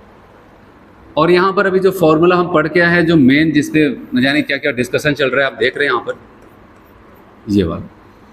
यहाँ पर एक बार फिर से सबको समराइज करके हम यहाँ पर चीज़ों को देखते हैं। फिर से वही कहानी, के की वैल्यू अगर 1 कर दूँ तो इक्विलिब्रियम कांस्टेंट, अब बताओगे डेल्टा जी 0, ये log 1 की वैल्यू 0, पूरा सब कुछ 0। अब यहाँ पर ऐसे सोचना है, मुझे डेल्टा जी को 0 करना है क्योंकि यहाँ पर 0 है, तो ई को क्या होना पड़ेगा बताओ, ई को 0 होना पड़ेगा, तभी तो क्या करेगा, ई अपने आप को 0 करेगा, सबसे मिल करके वहाँ पर मल्टीप्लाई करके 0, तो ये 0 हो जाए। तो कहने का मतलब ये बात ध्यान देना, इक्विलिब्रियम कांस्टेंट की वैल्यू 1 होने पर डेल्टा जी नॉट तो 0 होता ही है, ईएमएफ ऑफ शेल भी क्या हो जाएगा, 0 हो जाता है। ईएमएफ ऑफ शेल क्या होता है, गैल्वानिक शेल क्या होता है, ये सारी चीज़ें जब इलेक्ट्रोकेमिस्ट्री आएगी वहाँ पर बताऊँगा, अभी के लिए ऐसा ध्यान। फिर अगला रिलेशन, अगर k इज ग्रेटर देन 1 है, जिसको मैंने कहा भाई इसको पॉजिटिव मान के चलना, ठीक है, देन बताओ डेल्टा जी नॉट की वैल्यू क्या आएगी, नेगेटिव आएगी, अभी ऊपर समझा। अब यहाँ पर आओ, डेल्टा जी नॉट को नेगेटिव ही बना करके रखना है क्योंकि यहाँ पर नेगेटिव है, तो ई सेल को क्या होना पड़ेगा, 0 से ज़्यादा 0 से कम क्या। अब बताओगे यहाँ पर अगर नेगेटिव है तो इनको पॉजिटिव बनना पड़ेगा, क्योंकि अगर ये भी नेगेटिव हो गए तो नेगेटिव क्या हो जाएगा यहाँ पर पॉजिटिव, तो इसीलिए ये क्या बन जाते हैं भाई साहब, अपने आप को बना लेते हैं ग्रेटर देन 0, मतलब कि पॉजिटिव वैल्यू बना लेते हैं। E naught cell is greater than 0 मतलब कि पॉजिटिव हो जाता है। ऐसे अगला देखना है यहाँ पर, अगर के इक्विलिब्रियम की वैल्यू लेस देन 1 हो जाती है, के इक्विलिब्रियम की value less than 1, then delta G not is greater than क्या हो जाएगा 0। लेस देन 1 का मतलब मैंने कहा था कैसे रिमेंबर करेंगे इसको, नेगेटिव समझ करके ऐसे, तो ये वैल्यू किस में आएगी, इनके उल्टे ही चलेगी, तो ये पॉजिटिव आ जाएगी। अब तो इनको पॉजिटिव बनाने के चक्कर में इसको क्या बनना पड़ेगा, नेगेटिव, तभी तो यहाँ पर इसका नेगेटिव और एक नेगेटिव जो यहाँ पर है मल्टीप्लाई होकर के पॉजिटिव, तो ऐसा कुछ हो। तो ये आपको ध्यान देना है, जेईई मेंस नीट दोनों में क्वेश्चन इस टाइप का पूछा जा चुका है वहाँ पर, तो ये आपको ध्यान देना था कि इसमें क्या करेंगे तो क्या होता है। चलिए क्वेश्चन है यहाँ पर, देखिए क्या होगा इसमें सही।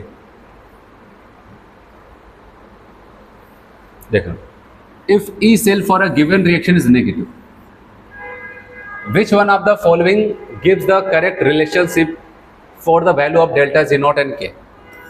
तो यहाँ पर बताओ क्या बताया जा रहा है, कह रहा है कि अगर मान लेते हैं भाई E नॉट शेल जो है वो नेगेटिव है ना, नेगेटिव मतलब लेस देन 0, अगर लेस देन 0 हुआ तो याद रखना डेल्टा जी नॉट क्या हो जाएगा, इनका उल्टा ग्रेटर देन 0, और अगर ग्रेटर देन 0 हुए तो के इक्विलिब्रियम की वैल्यू क्या हो जाएगी बताओ। अब बताओगे वो लेस देन 1, यही तो अभी पूरा समझा के आ रहे हैं आपको। तो बताओ कौन सा ऑप्शन यहाँ पर, डेल्टा जी ग्रेटर देन 0 चाहिए और के लेस देन 1, तो बताओगे यहाँ पर फर्स्ट वाला ऑप्शन करेक्ट हो जाता है, डेल्टा जी ग्रेटर देन 0 और के लेस देन 1 हो जाता है यहाँ पर।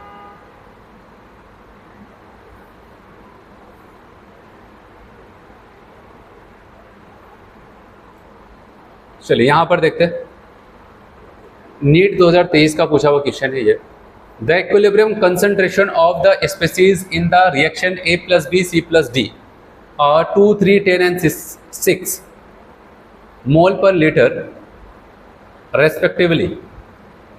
फिर आपसे यहाँ पर बताया गया कि ये बताओ कि अगर 300 केल्विन रिएक्शंस कराई जा रही है, यहाँ पर ये सब हो रहा है, तो डेल्टा जी नॉट की वैल्यू क्या आएगी।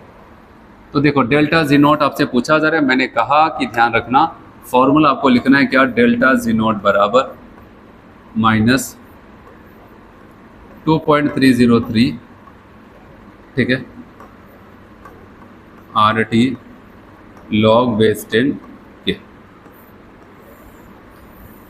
यही तो हम रिलेशन जानते हैं।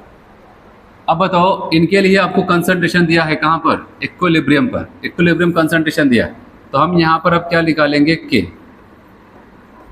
और फॉर्मूला इसके लिए लिखेंगे के में सी इंटू डी अपॉन ए इंटू बी। सी की वैल्यू है 10, डी के है 6 अपॉन 2 इंटू 3 इनके, तो आप इसको देखेंगे 6 कैंसिल, यहाँ पर आ जाएगा 10। तो इक्विलिब्रियम कांस्टेंट की वैल्यू कितनी है बताओ, 10। अब इसको यहाँ पर रखो, आर की वैल्यू क्वेश्चन में मेंशन है, टी की वैल्यू यहाँ पर केल्विन के साथ बनाया है, रख दो। चलो कैलकुलेट करो, डेल्टा जी नॉट बराबर माइनस 2.303, आर की वैल्यू कैलोरी के साथ है 2 और टेम्परेचर है 300 केल्विन, लॉग बेस 10, और के की वैल्यू क्या आएगी यहाँ पर बताओ 10, ऐसा। अब यहाँ पर जब इनकी वैल्यू को हम मल्टीप्लाई करते हैं तो आपको पता है लॉग 10 की वैल्यू कितनी आ जाएगी 1। अब यहाँ पर इनको मल्टीप्लाई करते हैं, यहाँ पर क्या हो जाएगा, ये 600 और 6 दूनी 12, थोड़ा सा ज़्यादा 1300 के आसपास की जो वैल्यू आपको मिलेगी, और वो भी माइनस में मिलेगा ना। देखो यहाँ पर एक 1300 के आसपास की वैल्यू थी, ये तो कम है, ये कम है, और ये 1381 है, लेकिन माइनस वाला हमको चाहिए था। बताओगे यही तब इसका मतलब सही है, 1381.80 इतना कैलोरी आया समझ में। तो ये क्वेश्चन था, तो कहने का मतलब इसके न्यूमेरिकल्स भी पूछे जा चुके हैं, डे 2 इसका फॉर्मूला ही पूछा जा चुका है, तो ये बहुत इंपॉर्टेंट टॉपिक था, हर कोई इस पर ध्यान देगा।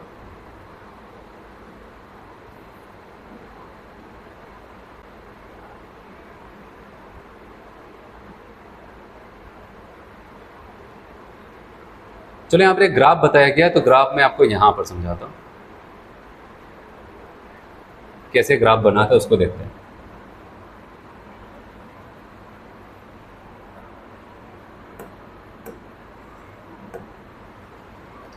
देखो अभी मैंने आपको जो भी चीज़ें बताई सबको कनेक्ट करना है, अगर ग्राफ पे कभी क्वेश्चन पूछा गया तो। हम यहाँ पर देख के आ रहे हैं डेल्टा जी नॉट बराबर, एक फॉर्मूला मैंने आपको बताया यहाँ पर माइनस, या फिर अभी यहाँ पर मैं वो वाला लिख देता हूँ, delta H not minus T delta S not, ठीक है, ऐसा कुछ है। और मैंने आपको एक फॉर्मूला बताया लॉग बेस 10 के इक्विलिब्रियम बराबर minus delta G not upon 2.303 R T, है कि नहीं।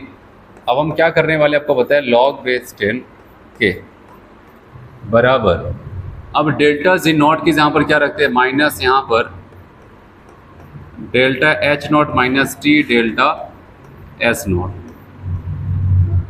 अपॉन 2.303 आर टी, ऐसा कुछ हो गया। हम लोग यहाँ तक पहुँचा है। अब देखो यहाँ पर क्या होगा, लॉग बेस 10 के बराबर ये इसको डिवाइड करेगा, माइनस, देखो यहाँ पर माइनस है तो माइनस इसके साथ तो माइनस ही बनेगा, यहाँ पर प्लस। अब यहाँ पर देखना ये दोनों, ये आपको पता है 2.303 आर टी, ये डेल्टा एच को भी डिवाइड करेगा और टी डेल्टा एस नॉट को भी डिवाइड करेगा। तो यहाँ पर डेल्टा एच नॉट अपान क्या आ जाएगा 2.303 आर। अगर हम टी को लिखना चाहे तो ऐसे लिख देते हैं, ठीक है। ये फिर ये माइनस साइन जब इससे मल्टीप्लाई होगा, हर कोई ध्यान दो, क्या आ जाएगा बताओ, यहाँ पर ऊपर है टी डेल्टा एस नॉट, ध्यान से समझना, और नीचे ये वाली वैल्यू इसको भी डिवाइड करेंगे 2.303 आर टी। अच्छा ये बात बताओ, हर कोई ध्यान से देखो, यहाँ पर भी टी और यहाँ पर भी टी, वो तो कैंसिल हो जाएगा, होगा कि नहीं। तो ये फाइनल फॉर्मूला कहाँ पर जा करके पहुँचता है, लॉग बेस 10 के बराबर minus delta H not upon 2.303 R, उसके बाद 1 अपान टी, उसके बाद यहाँ पर प्लस का साइन होगा और क्या होगा delta S not upon 2.303 R, ये आ जाता है। ये एक रिलेशन आता है। और यहाँ पर अगर हम क्या करते हैं, ग्राफ खींचते हैं log बेस 10 के और 1/t के बीच में, तो कैसा ग्राफ बनेगा अगर यहाँ पर देखें तो आप देखो y बराबर कौन सा formula, -mx + c, straight line का यही तो फॉर्मूला इस पर फिट बैठ रहा है। तो चलो अब यही ग्राफ हम यहाँ पर खींचते हैं। जब ये ग्राफ यहाँ पर खींचते हैं तो याद रखना y एक्सिस हम किसके लिए सिलेक्ट कर रहे हैं, y एक्सिस में हम रखेंगे पूरा का पूरा टर्म्स log बेस 10 के। तो यहाँ पर हमारा आ जाएगा log बेस 10 के, और उसके बाद आते हैं x एक्सिस पे, वे क्या होगा 1/t। तो x एक्सिस पे आ जाता है 1/t ऐसे। अच्छा ये बताओ, अगर 1/t की वैल्यू को 0 करना है मतलब हम यहाँ पर है, और यहाँ पर आते हैं तो होता है अगर इस पॉइंट पे हम हैं तो 1/t 0, और ये t 0 तो पूरा टर्म 0, इसका मतलब तब भी log बेस 10 k की वैल्यू आपको कितना मिलेगा, इतना। ये तो 0 हो गया, तब भी आपको log बेस 10 k की वैल्यू इतना मिलेगा, और इसी को हम क्या बोलते हैं, इंटरसेप्ट। मतलब हम जब यहाँ पर हैं तो आपको यहाँ तक कोई एक वैल्यू मिल रही होगी पहले से ही, ठीक है। ऐसे यहाँ से यहाँ तक एक वैल्यू मिल रही होगी, और ये वैल्यू कोई और नहीं, आपको पता है इंटरसेप्ट डेल्टा S0/2.303 r हो जाता है। उसके बाद ध्यान देना, यहाँ से दो रास्ते हैं स्ट्रेट लाइन के, ऊपर भी जा सकता है और नीचे भी जा सकता है, लेकिन हमने देखा यहाँ पर कैसा साइन है, नेगेटिव साइन है, ठीक है, नेगेटिव। इसका मतलब स्लोप नेगेटिव होगा, और स्लोप नेगेटिव का मतलब ऐसे नीचे आना पड़ेगा। और कभी हमसे पूछा जाए भाई ये स्लोप की वैल्यू क्या होगी, तो आप बताओ कि यहाँ पर जितना आपको दिख रहा है 1/t के अलावा सब के सब स्लोप को बताएगा, -Δh0/2.303 r। तो ऐसा आप देखेंगे कि जब हम log बेस 10 के 1/t के बीच में ग्राफ खींचते हैं किसी भी इक्विलिब्रियम रिएक्शंस के लिए, तो वहां पर आपको क्या मिल जाता है, एक इंटरसेप्ट जो कि डेल्टा S0/2.303 r, और एक स्लोप वो भी नेगेटिव स्लोप -Δh0/2.303 r का देखने को मिलता है। तो ऐसा कुछ यहाँ पर होता है, आया समझ में। तो ये ग्राफ आप याद कर सकते हैं। अच्छा एक बात ये भी हो सकता है कि आप पता चले यहाँ पर ये ध्यान दिए, ठीक है, आपने ये देखा और उसमें क्या कर जाता है, log के साथ नहीं, वो ln के साथ लिख दे, वहाँ पर ln के लिख दे और कह रहा है 1/t के साथ। तो कभी भी ऐसा कोई एक स्लोप आप याद कर लो, जब ln के साथ बोलेगा तो जहाँ पर log है वहाँ पर ln लिख देना, और जहाँ पर 2.303 कहीं पर भी दिखे उसको हटा देना। ग्राफ सेम ऐसे ही रहेगा, ठीक, ऐसे ही रहेगा। और यहाँ पर स्लोप जो लिखेंगे हम 2.303 नहीं, क्या लिखेंगे यहाँ पर, डेल्टा S0/r, और यहाँ पर जब स्लोप लिखेंगे हम उसको क्या लिखेंगे, क्योंकि भाई 2.303 हटा, क्योंकि अभी हम ln के साथ देख रहे हैं, जब log के साथ देखते हैं तब ये टर्म देखने को मिलता है। तो बताओ कि -Δh0/r। ये ग्राफ का भी केसेस है जो आपको ध्यान देना था। देखना ये बहुत इंपॉर्टेंट चीज़ थी, इसलिए मैंने कहा कि बहुत लोग इस टॉपिक को स्किप करते हैं, कहते हैं एक बार काम करो जल्दी से, एक बार पलट लो, हो गया काम तो हो गया, ठीक है। लेकिन आपको इसको अच्छे से पढ़ना है कि जिससे अगर न्यूमेरिकल्स आए, ग्राफ आए, या फिर कोई भी चीज़ें आए, कोई भी स्टेटमेंट आए, तो वो सारी चीज़ें निकल जाए, ठीक है। तो कभी भी अगर आप केमिकल इक्विलिब्रियम को देख रहे हैं तो इस वाले टॉपिक को सच में अच्छे से रिवाइज करना, ठीक है। ये बहुत इंपॉर्टेंट टॉपिक है यहाँ पर। तो ग्राफ से जुड़ा हुआ, कैसे ग्राफ आया, कैसे रिलेशंस बना, वो सारी चीज़ें मैंने आपको बताई। वही आपको यहाँ पर एक्सप्लेन किया गया है कि भाई कैसे ग्राफ बनेगा, वो सारी चीज़ें, ठीक है।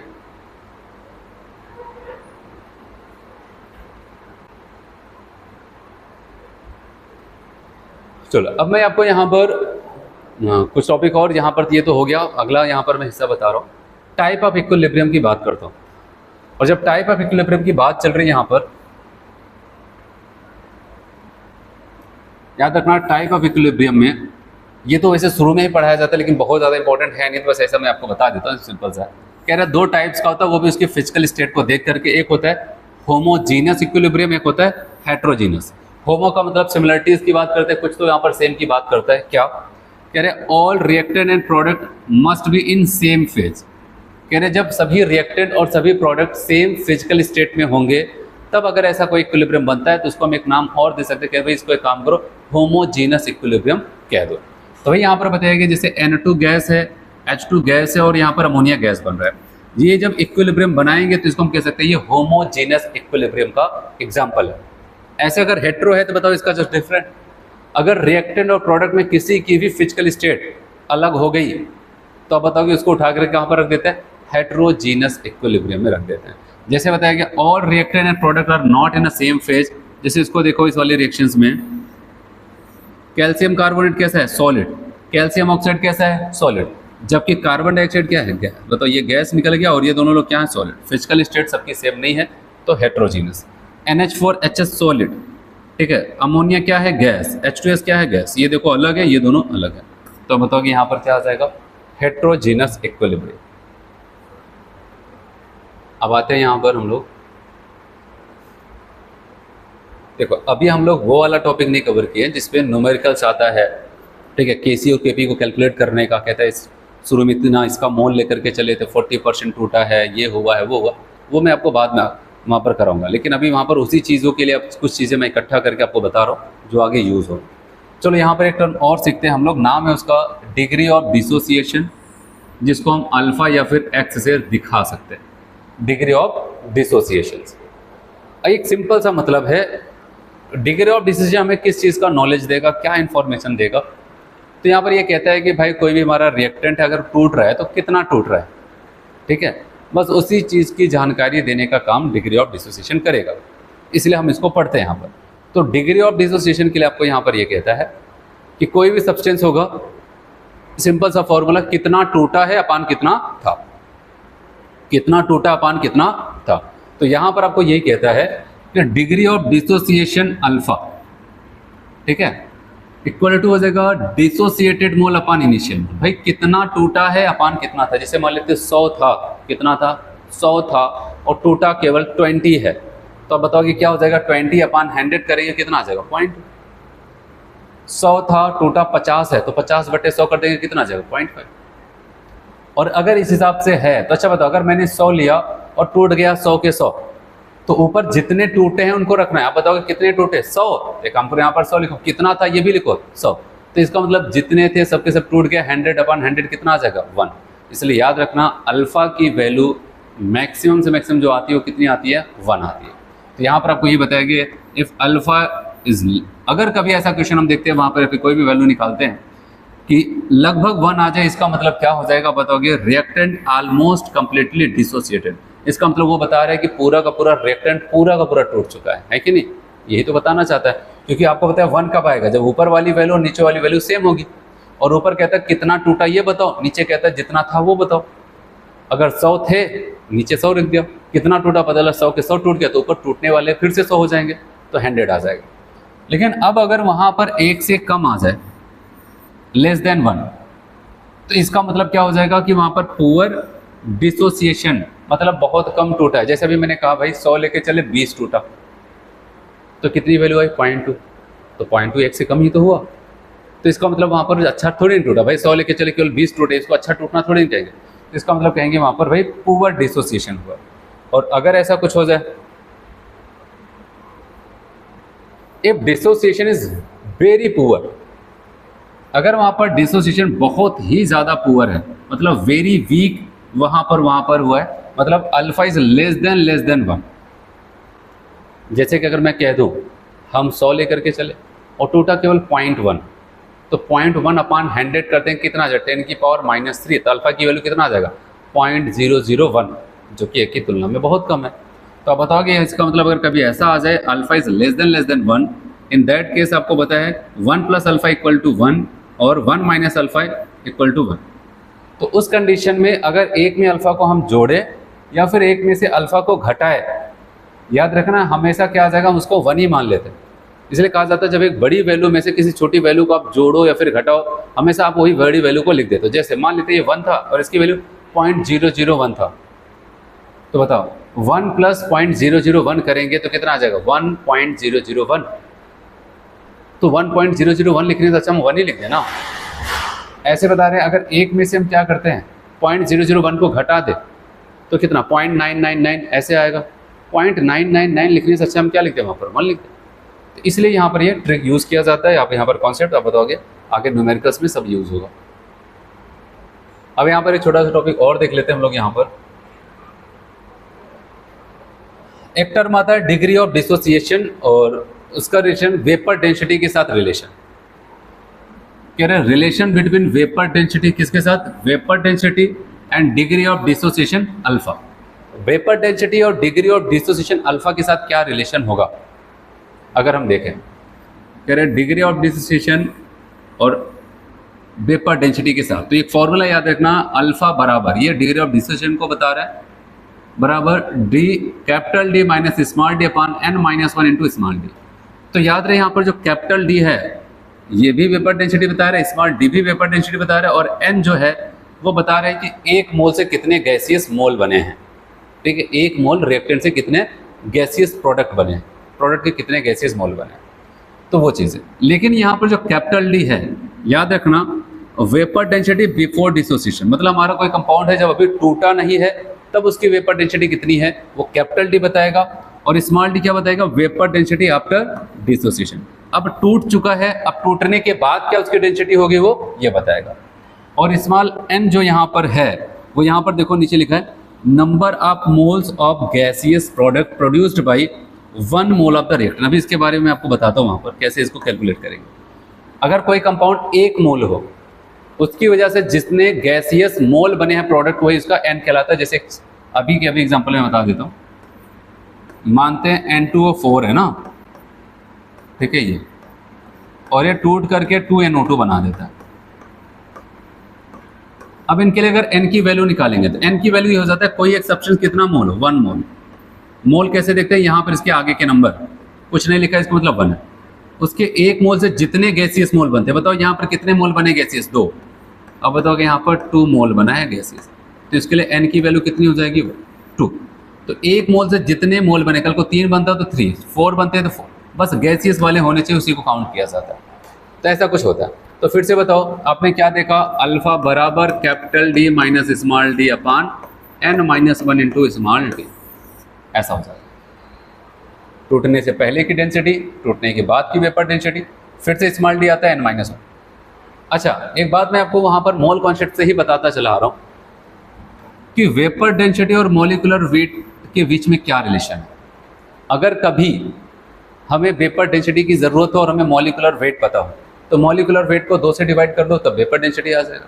या फिर ऐसा भी हो सकता है हमें मॉलिक्यूलर वेट की ज़रूरत है, वेपर डेंसिटी दिया है, तो वेपर डेंसिटी में 2 से मल्टीप्लाई करके हम बता सकते हैं। तो ये चीज़ें, तो कहने का मतलब यहाँ पर हम काम ये करने वाले हैं कि अगर वेपर डेंसिटी जहाँ पर लिखना हो तो मॉलिक्यूलर वेट अपान 2 कर सकते हैं।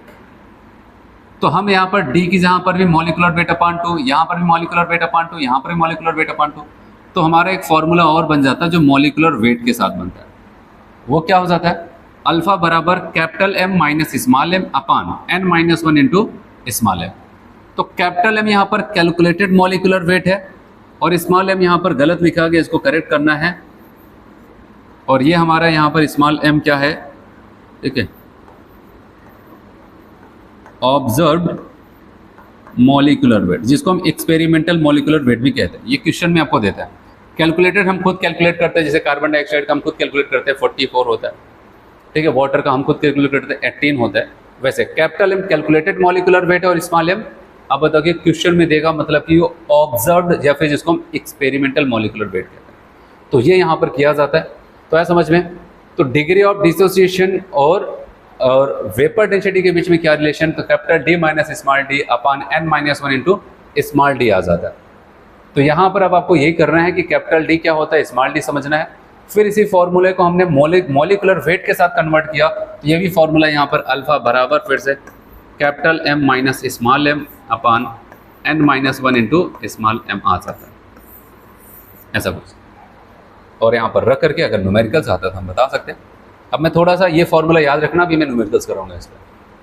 पहले यहाँ पर एन पे थोड़ा चर्चा कर लेते हैं ना, वैल्यू ऑफ एन कैसे डिसाइड करेंगे। जैसे यहाँ पर अगर आप देखो, how to calculate value of n, कह रहे अगर PCl5 को हम क्या करते हैं, PCl3 और Cl2 में तोड़ देते हैं। ये सब के सब गैसेस है, अगर कुछ नहीं लिखा तो कितने मोल है, 1 मोल ऐसे। तो इसके 1 मोल को तोड़ा तो कितने गैसियस मोल प्रोडक्ट बन रहे, एक इनके और एक इनके, कितने टोटल, तो एन की वैल्यू क्या हो जाएगी 2। अब इन दोनों के काउंट करेंगे, जितने भी प्रोडक्ट बन रहे हैं सबके मोल को काउंट करेंगे, जो आएगा वो एन की वैल्यू कहलाएगा। याद रहे इसके 1 मोल से होना चाहिए। चलो यहाँ पर जैसे N2O4 2NO2 में जा रहा है, 1 मोल है, इसका क्या बन रहा है 2 मोल। तो अब इसके 1 मोल से कितना बन रहा है, 2 मोल बन रहा है। तो यहाँ पर आप क्या बताओगे, यहाँ पर तो इसके n की वैल्यू क्या हो जाएगी 2। चलो यहाँ पर बताओ क्या होगा,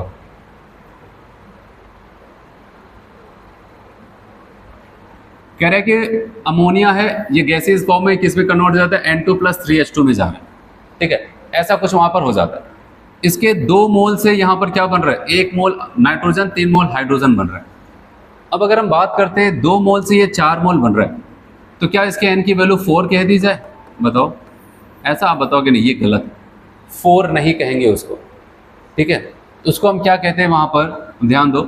आप बताओगे मैंने कहा था कि इसके 1 मोल से, रिएक्टेंट के 1 मोल से जितना मोल बनता है, यहाँ पर इसके 2 मोल हैं, तो 2 मोल से 4, तो 1 मोल से कितना, 2 बनेगा, तो n की वैल्यू 2 बोली जाएगी। आज समझ में, एक आखिरी और समझ लो, तब आते हैं क्वेश्चन पे।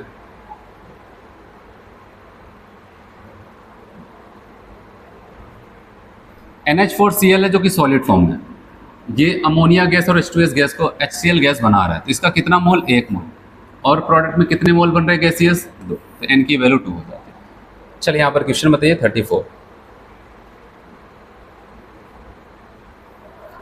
क्वेश्चन को समझे और देखिए क्या पूछा जा रहा है। वेपर डेंसिटी ऑफ अनडीकम्पोज्ड N2O5, मतलब बिन अभी टूटा नहीं है तब उसकी वेपर डेंसिटी 46 है। व्हेन हीटेड डिक्रीजेस टू 24.5, जब इसको हीट किया गया तो घट करके 24.5 हो जाता है। टू इट डिसोसिएशन NO2, और टूटता है किसमें, N2O4, NO2 में। Percentage dissociation of N2O4। अब अगर हम यहाँ पर इसको सॉल्व करते हैं तो सबसे पहले हम यहाँ पर अल्फा का फॉर्मूला लिखते हैं, capital D minus small d upon n-1 into small d, ठीक, ऐसा कुछ हो जाता है। आपको बताइए यहाँ पर 46 क्या है, कैपिटल D, और स्मॉल d की वैल्यू कह रहे हैं कि टूटने के बाद, मैंने कहा आफ्टर डिसोसिएशन 24.5, और आपको पता है N2O4 टूट करके क्या बनाएगा, 2NO2 गैस, इसका मतलब n की वैल्यू कितनी, 2। चलो अब रख करके सॉल्व करो। अल्फा d की जहाँ पर मैं लिखा 46 माइनस 24.5, और n की जहाँ पर 2 माइनस 1 है कि नहीं, और यहाँ पर फिर से 24.5, ऐसे कुछ लिख देते हैं वहाँ पर, ठीक है, ऐसा कुछ वहाँ पर आता है। और जब इसको हम लोग कैलकुलेट करते हैं अल्फ़ा बराबर, तो आप बताओ कि ये लगभग 21.5 अपॉन यहाँ पर 24.5 आ जाता है। और उसके बाद हम क्या करते हैं, यहाँ पर आपको जो आएगा वो अल्फ़ा देगा, लेकिन हमें क्या करना है, वहाँ पर परसेंटेज पूछा गया, 100 से मल्टीप्लाई करते हैं, लगभग 87% के आसपास वो आ जाता है, ठीक है। तो आप बताओगे कौन सा ऑप्शन यहाँ पर, डी वाला ऑप्शन करेक्ट हो जाता है। चलिए अगला क्वेश्चन देखते हैं। यहाँ पर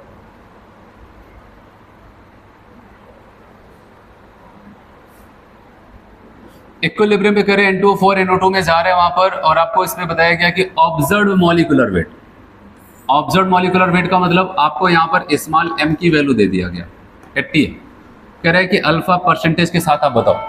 आपको बताइए यहाँ पर N2O4 की अगर हम बात करते हैं, इसका मॉलिक्यूलर वेट कितना हो जाता है, 92, अगर आप निकालेंगे तो ये क्या हो जाएगा आपका, ये कैपिटल M। तो फॉर्मूला आपको पता है, capital M minus small m upon n-1 into small m। तो अभी N2O4 का केस बताया, यहाँ पर 2 है तो n की वैल्यू 2 आ जाएगी। तो यहाँ पर आप रखोगे कितना, 92 कैपिटल M, स्मॉल m 80 है, अपॉन यहाँ पर 2 माइनस 1, और उसके बाद फिर से यहाँ पर 80। तो आप यहाँ पर देखते हैं ऊपर 12 बचता है, और यहाँ पर 2 माइनस 1 आ जाएगा 80। और जब यहाँ पर 100 से मल्टीप्लाई कर देते हैं ना, क्योंकि आपको पहले अल्फा आएगा फिर 100 से मल्टीप्लाई करेंगे तो परसेंटेज आ जाता है, तो आप यहाँ पर करते हैं तो आपको 15% आ जाता है, ठीक है। तो ऐसा कुछ यहाँ पर हो जाता है। तो आज के लेक्चर में हम लोग इतना ही करते हैं। अगले लेक्चर में आपको बताऊंगा केपी और केसी के कैसे क्वेश्चन को सॉल्व किया जाएगा, और उसके बाद मैं आपको वहाँ पर बताऊंगा ले चैटेलियस प्रिंसिपल, ठीक है। तो आज हम लोग इतना करते हैं।